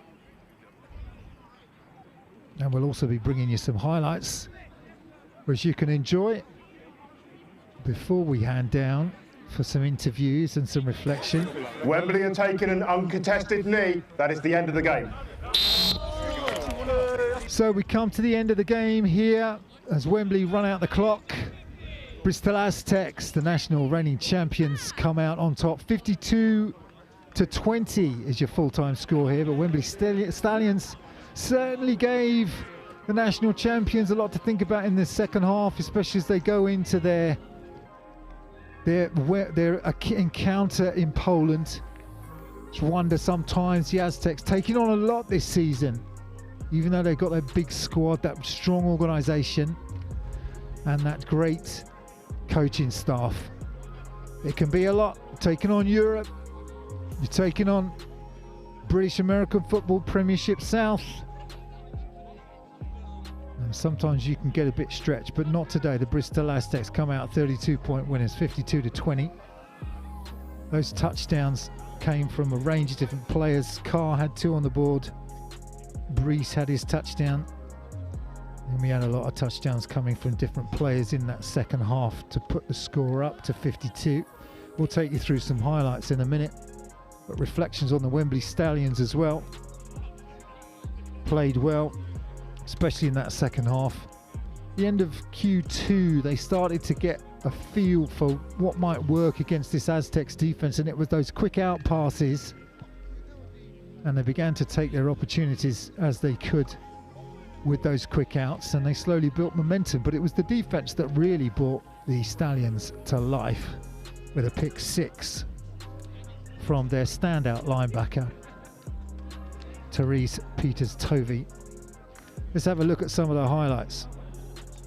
So we're looking at AJ Carr going in very, very early on for the Aztecs for their first score today. There's a screen.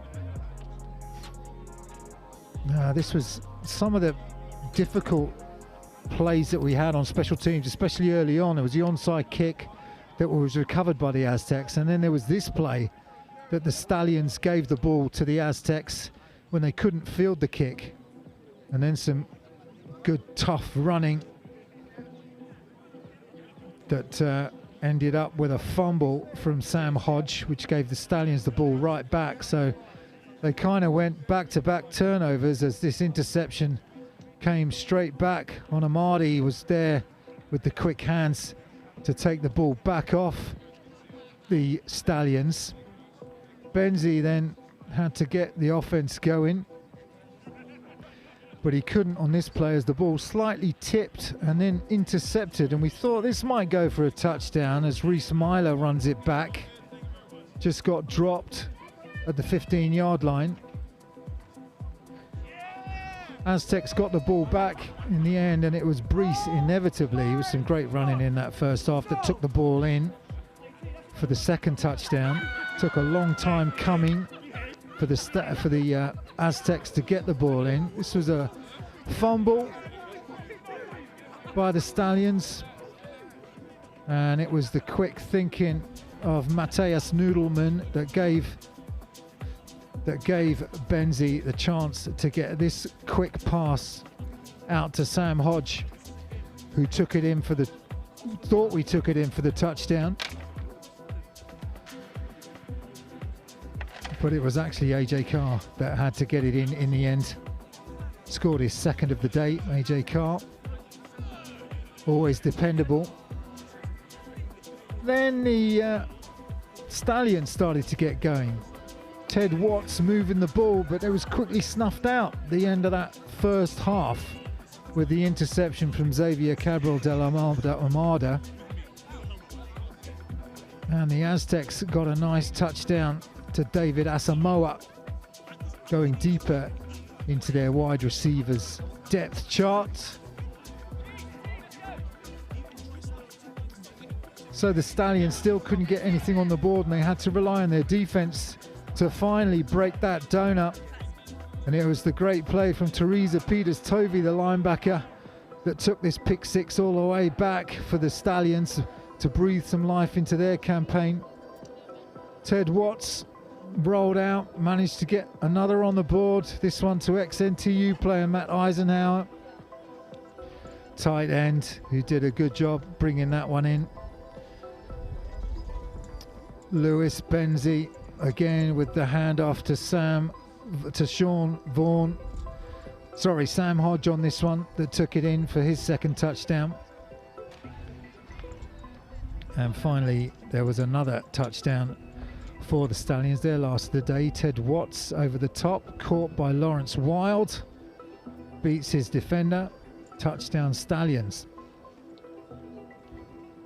Aztecs went to their running game, kept pounding the ball, and Sean Vaughan with another great touchdown run from the Aztecs as they wore this Stallions defense down. So there was great play from the Aztecs, and there was also some things that I know that Pete Jones is going to want to talk about and tidy up. We're going to get you those reactions in a second, but the final score here, just to remind you, Bristol Aztecs 52, Wembley Stallions 20.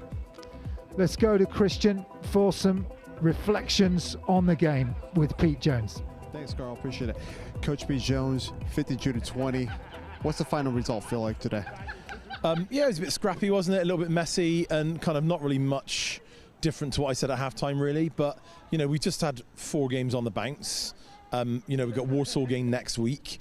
We then get a week off and then another 4 games on the bounce. So we need to sort of play the depth of our squad. We were able to do that today.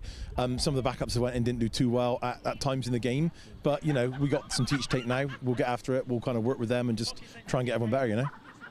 You mentioned at the halftime show that you wanted to see a clean sheet there. Obviously, kind of the third quarter there with the big 6, and then they drove a couple of times on you guys. How did you feel the second half went for your team?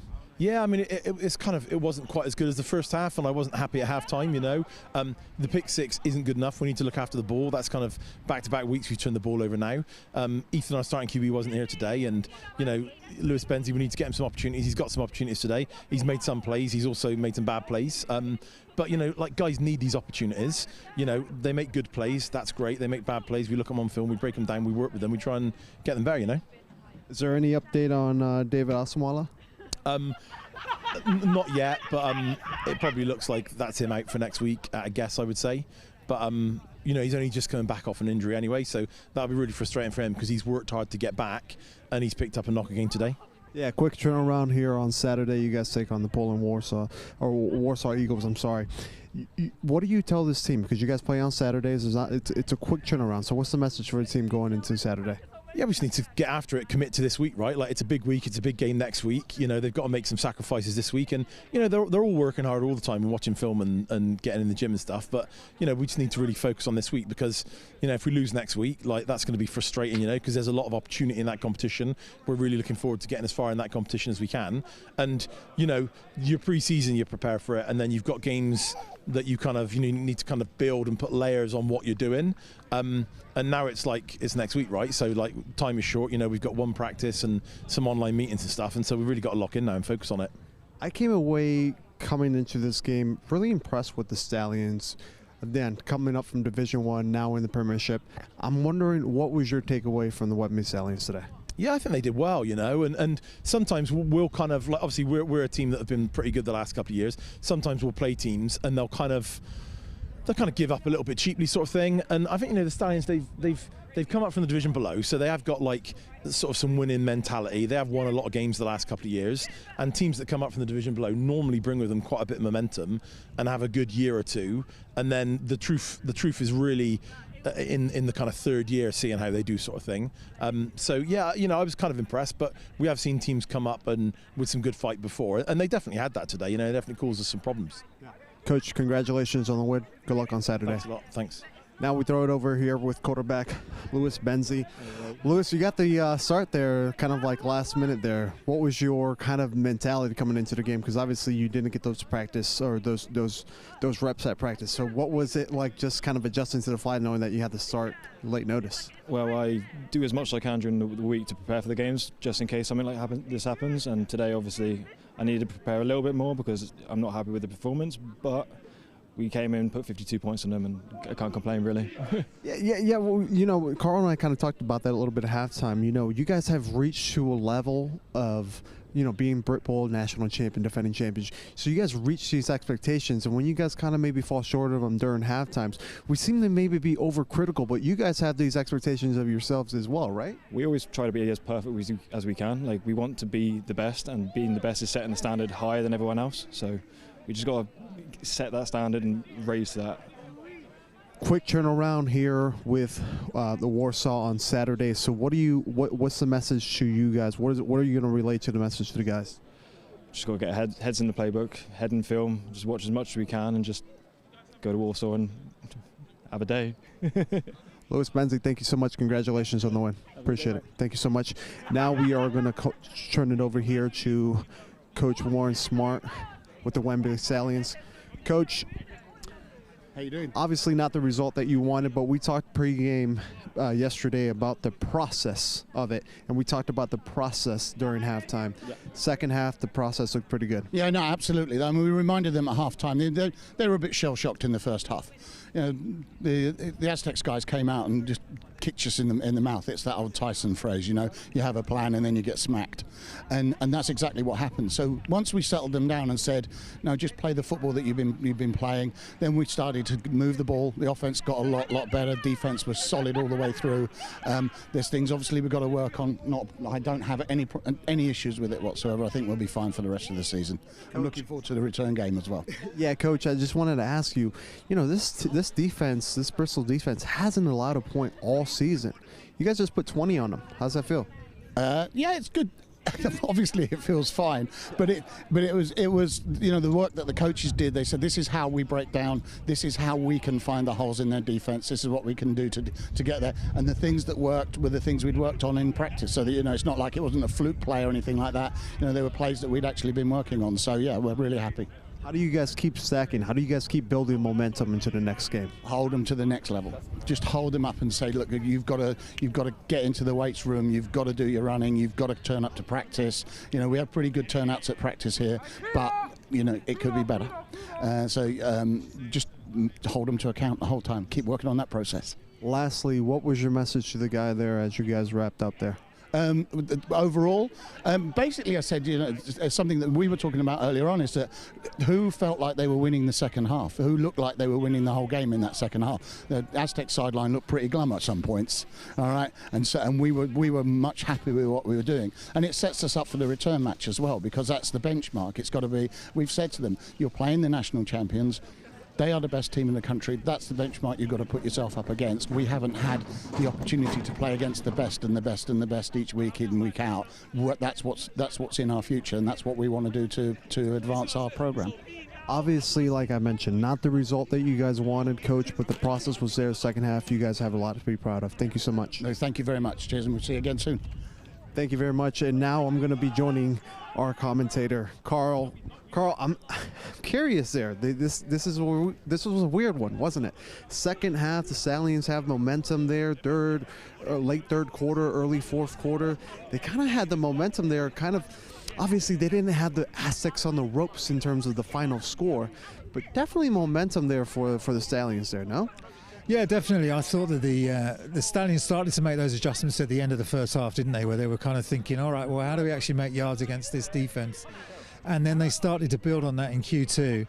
Could have had that score early, but then there was the interception in, you know, very close to the end zone, which turned them away again. And then it was up to their defense. And we talked about it, didn't we, at the half, that sometimes it's defense or special teams that have got to make the play. It was a defender that came up with a great play. I was really impressed by him. I think they call him TJ at the Wembley Stallions. And he made a really great play on the interception to give the Stallions some momentum. I don't think the Stallions won the second half, but it was close, right? So it'll be interesting to see how it pans out from here.